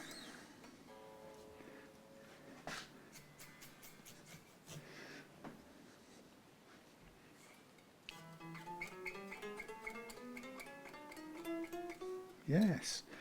Fab. I really love that process. It's not leveling, it's taking out, it's leveling but at a bigger, a wider frame. When you're leveling for fret buzz, you're leveling really to alleviate the impact of a single, usually a single high fret, or a high fret in a particular location. You might have more than one in the entire neck, but it's usually a problem that's identified in one particular spot, and that's why I call it fret buzz, because it's you know, it's just that's what I call it, fret buzz. And to fix it, we're leveling out frets, that fret in relation to its neighbours. Fret slap is more of a stand back and look at the whole neck. It's got a slight lack of room.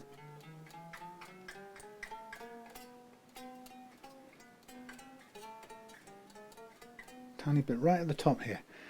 Yeah, it's standing back and thinking about the ups and downs of the overall neck, and then we're thinking about imposing the curvature of this rod onto the neck so that it just ekes out a little bit of extra spare space needed for the strings to move.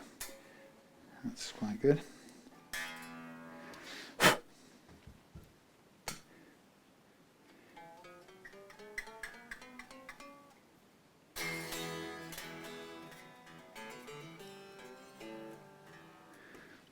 That is a fraction low at this end, so let's put it up.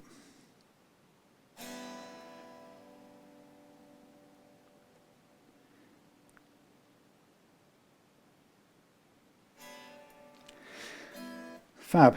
Okay, we're done. That is nicely done in 2 stages with 2 different tools, each one doing a different task, and along the way we've cleared out all of the wear grooves in the neck as well. So at this stage it's time to slack off the strings, and we can throw these away. So long, toe man.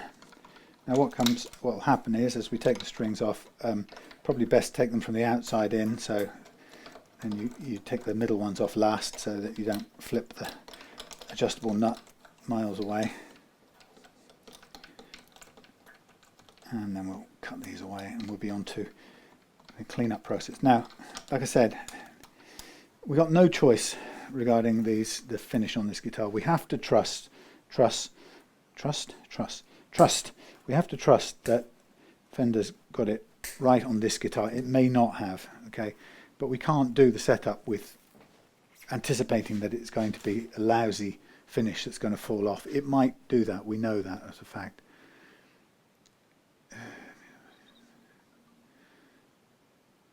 2039. Do you know what? I might be tempted to finish this tomorrow, since we've had a kind of late run day with family stuff.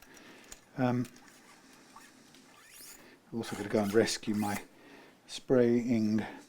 So yeah, so we just have to, I'm not going to put the tape on overnight because it tends to stick more firmly to things when it's left for a long time, but we've got low tack masking tape.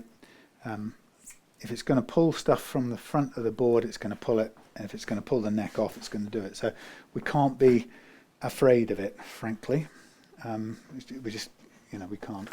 Have to do what we've got to do to make it work. So I can take the nut out.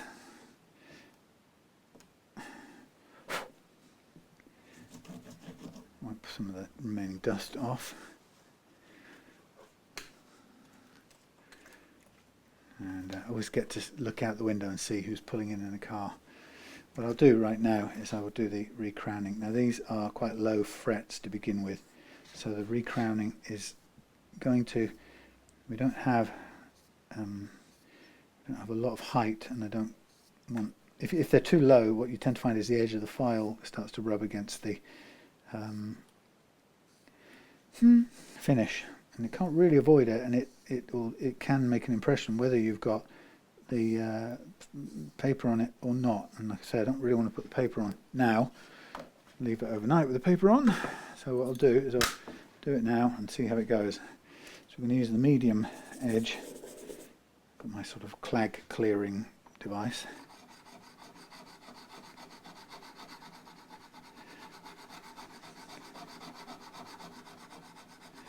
I think one of the things that bugs me a little bit about the overspray business, the way when manufacturers choose to finish their guitars that way, is that they break the seal when they polish out the frets the first time. So if you think about it, it's a continuous carpet, which then at every fret the continuity is broken, and that kind of worries me for its adhesion. Now that could be, for all I know, it could be one of the contributing factors in the relative lack of adhesion that I found in some of these maple boarded Fenders. It's hard to know. I've finished guitars both ways. I prefer to do the board first, sand it smooth, buff it out, then fret onto it. I prefer that way. I also think it gives a better looking, smoother, glassier finish because it doesn't go up and down in all these little bumps. But you know, that's potentially quite a lot more time consuming, because you have to make sure the slots are cleaned out between each spray session. So I can understand why they put the frets on and just do the spraying then. Okay, it's looking all right at the moment.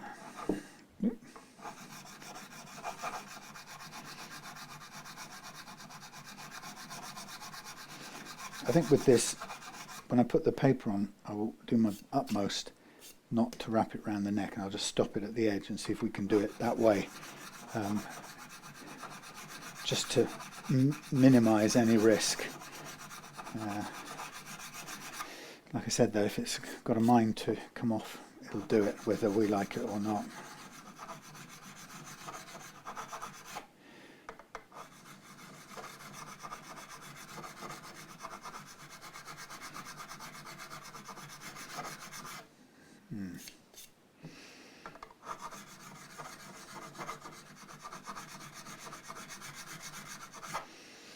Good.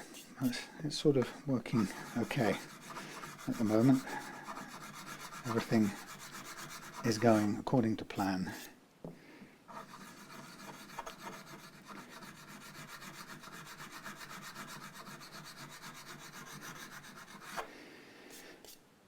I think I've got Stuart coming over tomorrow bringing guitars, so that'll be a couple more Fenders coming in.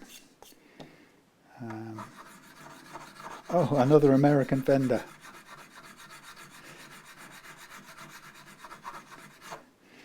Well, fingers crossed that will be all good. And then I've got the Epiphone EJ, the big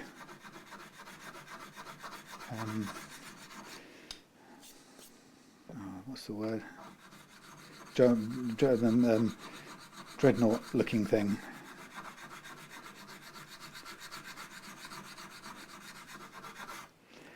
Okay, last one.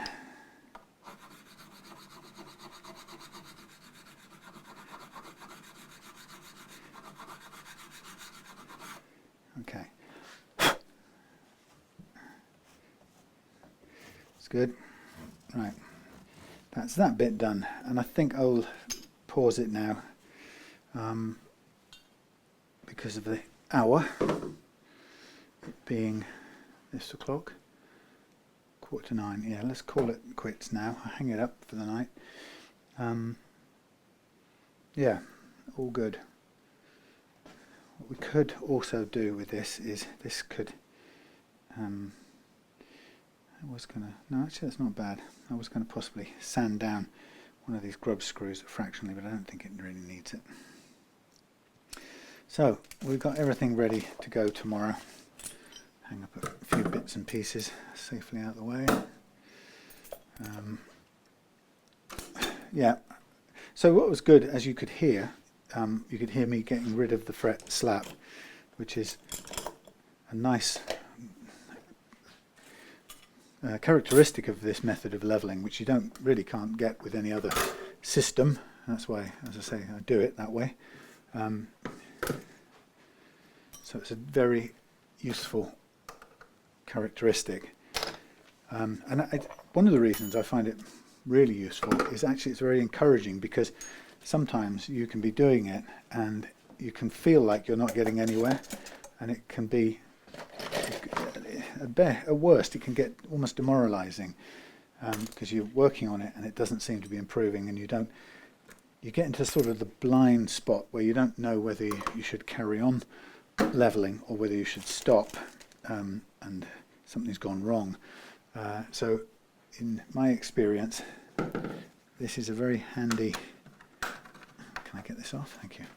Yeah, it's a very good method because it tells you you're going in the right direction. If using this method you find you really don't get any improvement, then because you know that the method is very communicative and tells you when you're going right, and also alerts you if you're going wrong, because you know it gives you that feedback. If you're getting no feedback at all and nothing's improving, then you know you're in the wrong place. Something's not going right, and that's also a very valuable thing to know. So I really like this method. Okay, actually I just think I'm going to leave that safely there as is for the day. Thank you for watching. See you again for the completion of this tomorrow. Hey, welcome back. Well, amazingly, polished and frets done and polished, and no finish fell off. Just going to wipe, where's a little bit of, I saw a bit of pen there, down the side there. Interestingly, you can come across the occasional bit of the poly that's still on the side of the frets. Most of it's off, but they leave behind a little bit, which ain't the end of the world. Right, okay, so it's Tuesday. Welcome back. Sent off 4 guitars yesterday and 1 today. Whew, so it's all go. And this is the next one, and after this I've got a lovely Epiphone. Oh, we're going to go zoom out, aren't we? Woo! Got a lovely Epiphone acoustic to do. Alright, so we are at the stage where we are ready to put it together. And what I notice first of all is that this saddle appears to be too far in one direction, but we won't really know until we've got the intonation going. But I'll start with it a bit further in. Let's just make sure that's not loose. Good, that's nicely tied up. Okay, so we're now going to put in, it's called restringing. Everything's done, all the complex stuff. So really now it's a matter of restringing, loading up the tuners and going from there.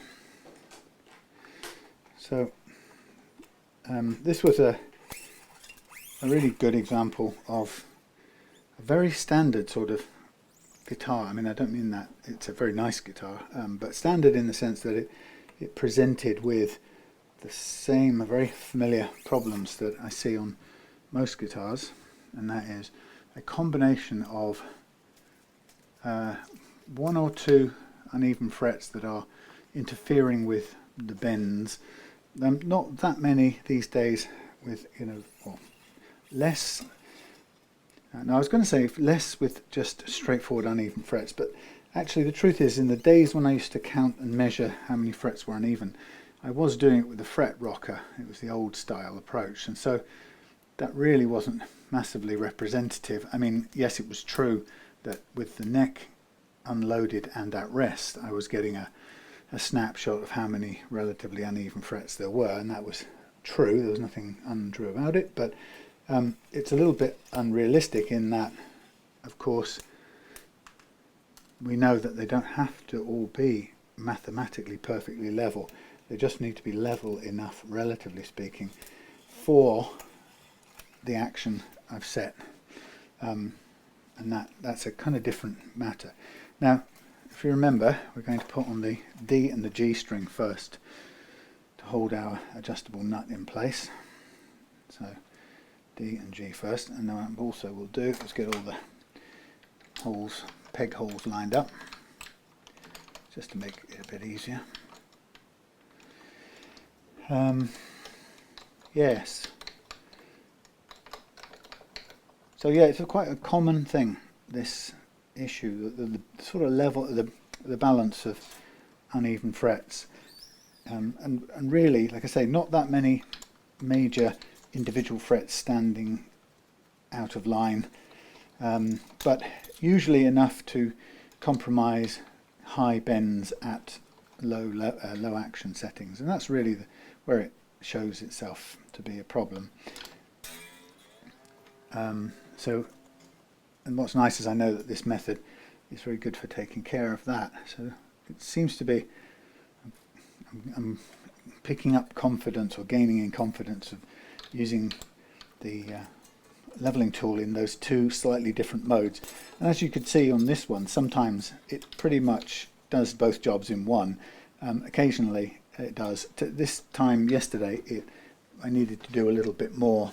Now where's my cutter's gone? Yeah, it did need that a little going over with the second file, but it nearly got there on just one file, and actually I probably could have got there with the first file as well, just using it a little bit differently. But it's kind of handy to have two. I find that it's a sort of mental stop and start. It signifies or delineates a slightly different process, or at least a different way of thinking about what I'm doing. So I kind of mentally say, right, I'm stopping leveling frets now. What I'm doing is I'm leveling humps, if you like, or just gently evening out the humps so that they more closely match the curvature of the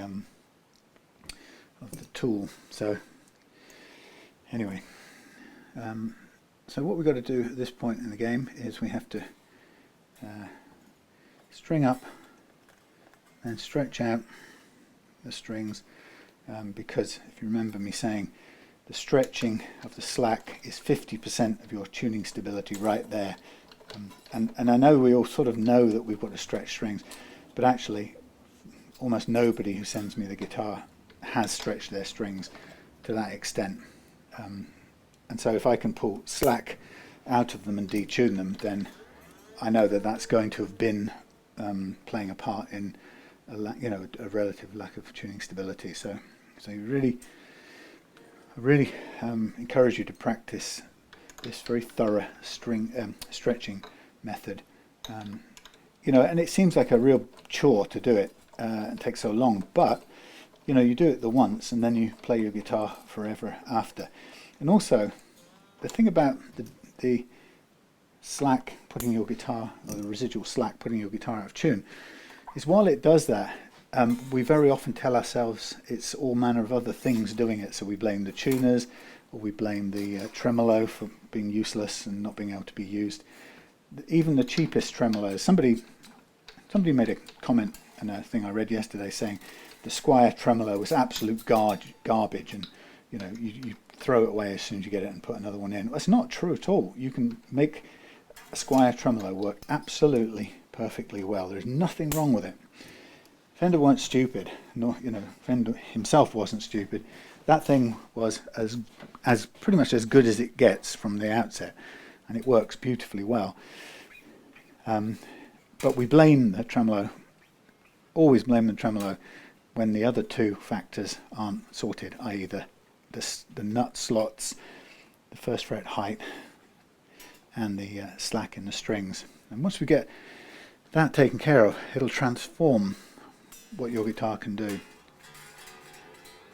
including, as I love to show, making absolute budget tremolos play perfectly well. I mean, that's such a revelation when somebody gets their cheap Strat back and they can use the tremolo.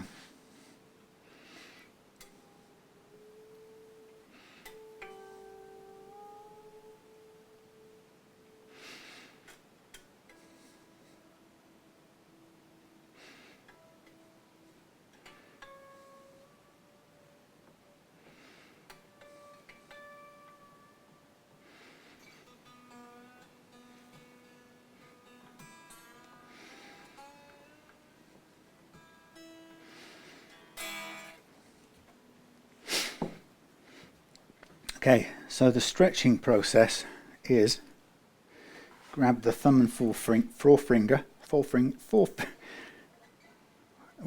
It's a brilliant quote that Nick Abbott keeps playing of Boris Johnson, where he says, contract tasting.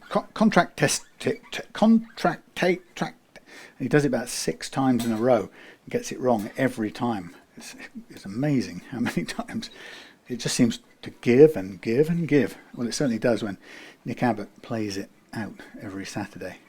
There's also another beautiful one that he hasn't played for a while, but he used to regularly play the hell out of it, and that was a fantastic. And I heard this call live. Actually, I was listening to.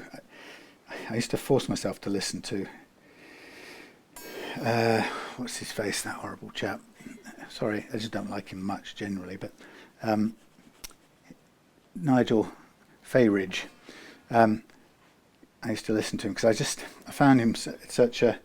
I don't disagree with absolutely everything he says. I just didn't like his divisiveness. I thought he was a careless and dangerous individual. But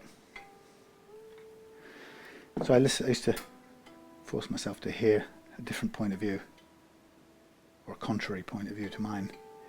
And there was a great phone call where the trouble with Nigel Farage is he used to get loads of people phoning in telling him exactly what he wanted to hear.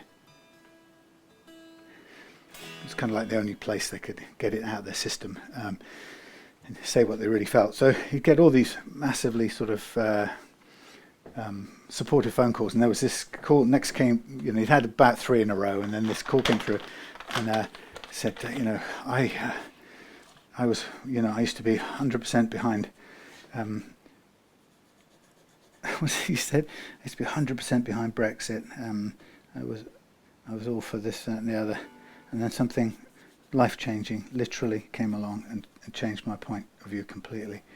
And Nigel Farage eagerly, totally with this guy.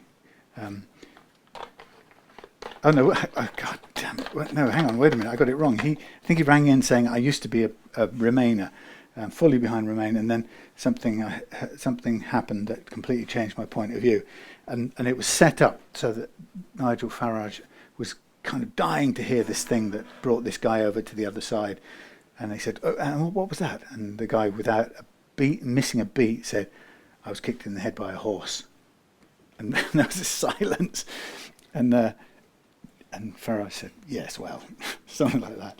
He'd been had. But of course, it was there on record, and people like Nick Abbott just played it out in full each time, because there's such seriousness in it. And you can really hear Nigel Farage kind of waiting for the payoff moment. I used to believe in the Remain thing. I was totally behind it until, something incredible that changed my point of view. Who knows, Farage was probably expecting him to say something like, "I saw you speaking at a rally." And the guy goes, "I was kicked in the head by a horse."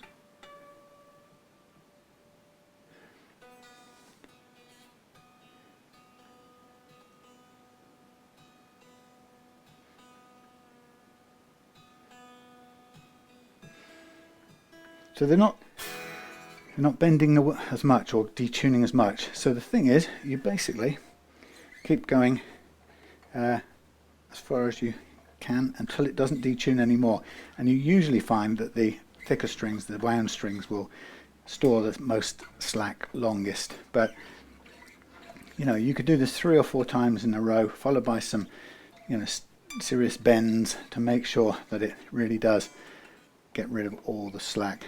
And then you'd be amazed, with the addition of the Tusq nut, you'd be absolutely amazed at how much this stays in tune. And if you wanted to, you'd be able to use the tremolo without it going out of tune as well, which is a great addition.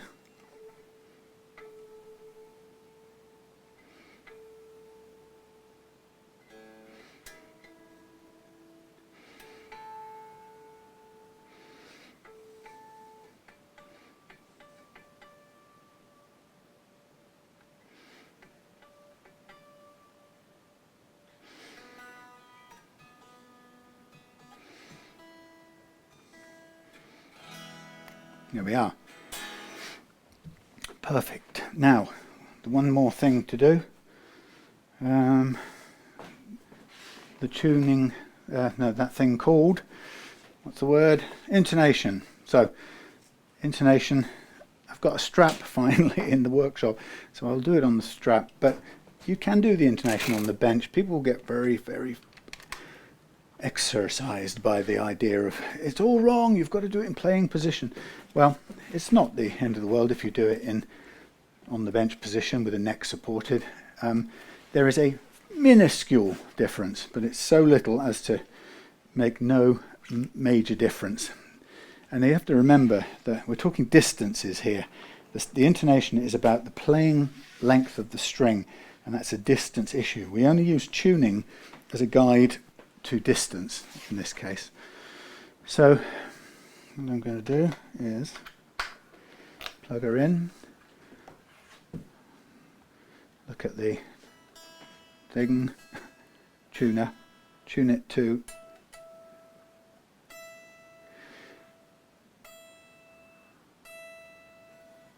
now we're tuning it to the harmonic ping, or tuning the harmonic ping to the note, and then we fret the note. So we want the fretted note to be the same as the ping.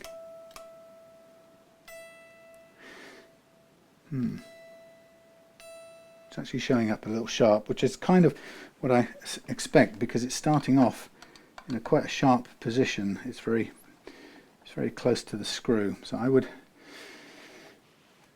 expect this to be a little bit off the mark. So I'm going to take a gamble, and I'm going to slack off the others, and I'm going to run everything back from this first E position and see what we get. Oops, I've undone everything quite quickly. So what I'm doing now is I'm just putting the whole of the set of saddles into a familiar 3 and 3 staggered pattern, which I would expect to find, and I'm working it all off the first string, which is a fairly safe bet to do if you get the first string right. So I could be wrong on this, but the first string seems like it was too far forward, so now I've gone back to where I think, at a guess, I think we should get everything sorted once I've tuned it or tightened the strings back up.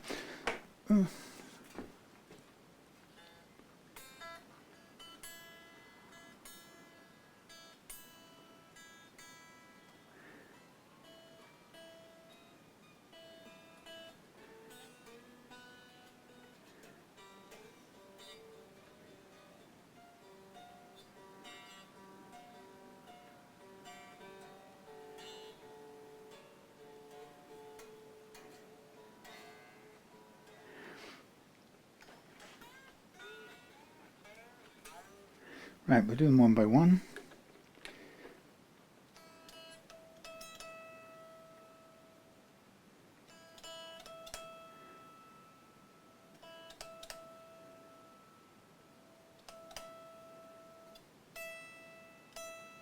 Right on.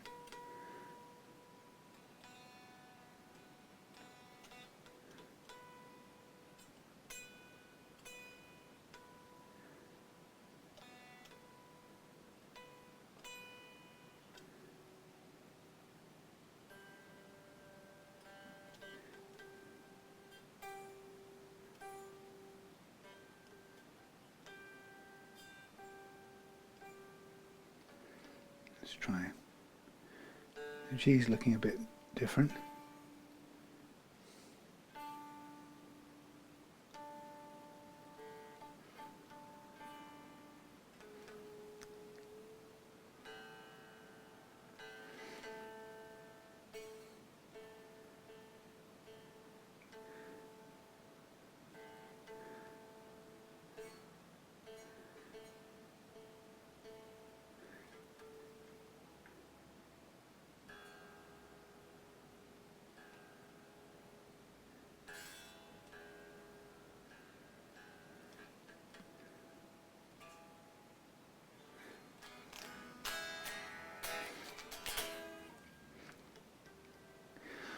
One more look at that G.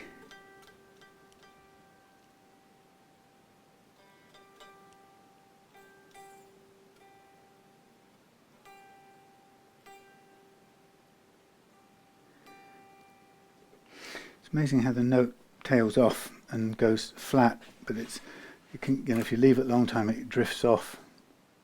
Let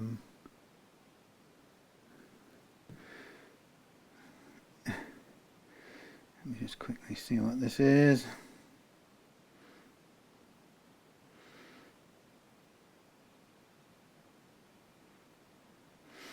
Okay, sorry about that, just a distraction.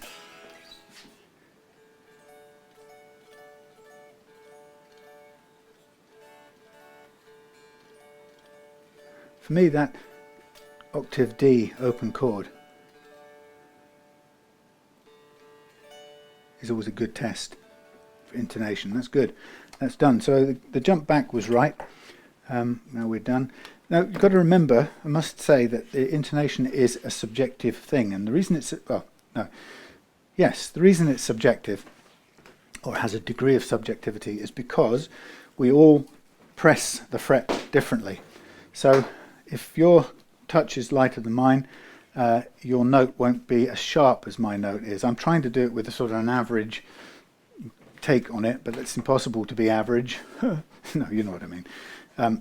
Because none of us are. There is no real average in that kind of thing. There's lots of variation. So I recommend that you be prepared to set your own intonation if necessary, just simply because, as I say, it has a gross variable involved, which means it's impossible to set it exactly, because we all fret with different strength. As simple as that. So some people get quite aerated about that, and they insist that if the intonation is way off, well, it's almost certainly because there's a difference between you and I, how we fret the note. And that's completely, we're human beings, we're not machines, so that's to be expected. Okay, so that's the Mexican Strat done. I'll double check the string action. Sometimes what happens is when you drag the saddles back a little bit, if they're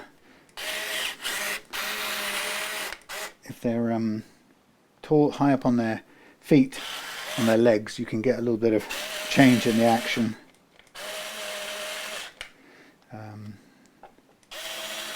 I think the screwdriver needs charging, which is fine. Okay, there we have it. Yeah, double check on the height here. And then I shall be moving on to, well, that is low actually, in the cold light of day, so that's about right on that side, a fraction low on the bass side, which is fine. I always say, and it's worth me checking again, because if I do set it too low, it's not really in anyone's interest to have too low a setting, because it just invites intolerance to changing neck shape, for example. There we are. It means that, if it's so low, then it can't tolerate a bit of temperature when it gets to your house, and then it can lose the clearance straight away and end up with buzz, and that can be really disappointing. So it's a problem we don't need to build in. So just to be sort of saying we've chased an incredibly ultra and feasibly low action. Right, that's right. Okay, so a little bit difference there on the low strings.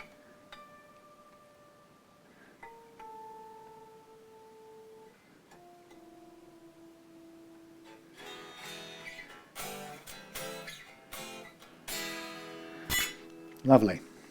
All done. And then last thing is to put the little hex key for the adjustable nut onto the scratch plate for safekeeping. And it came out. That was very clever. Normally it goes under there for safekeeping. Okay, and that will go back in the case, and I'll get started on the next guitar. Thank you for watching.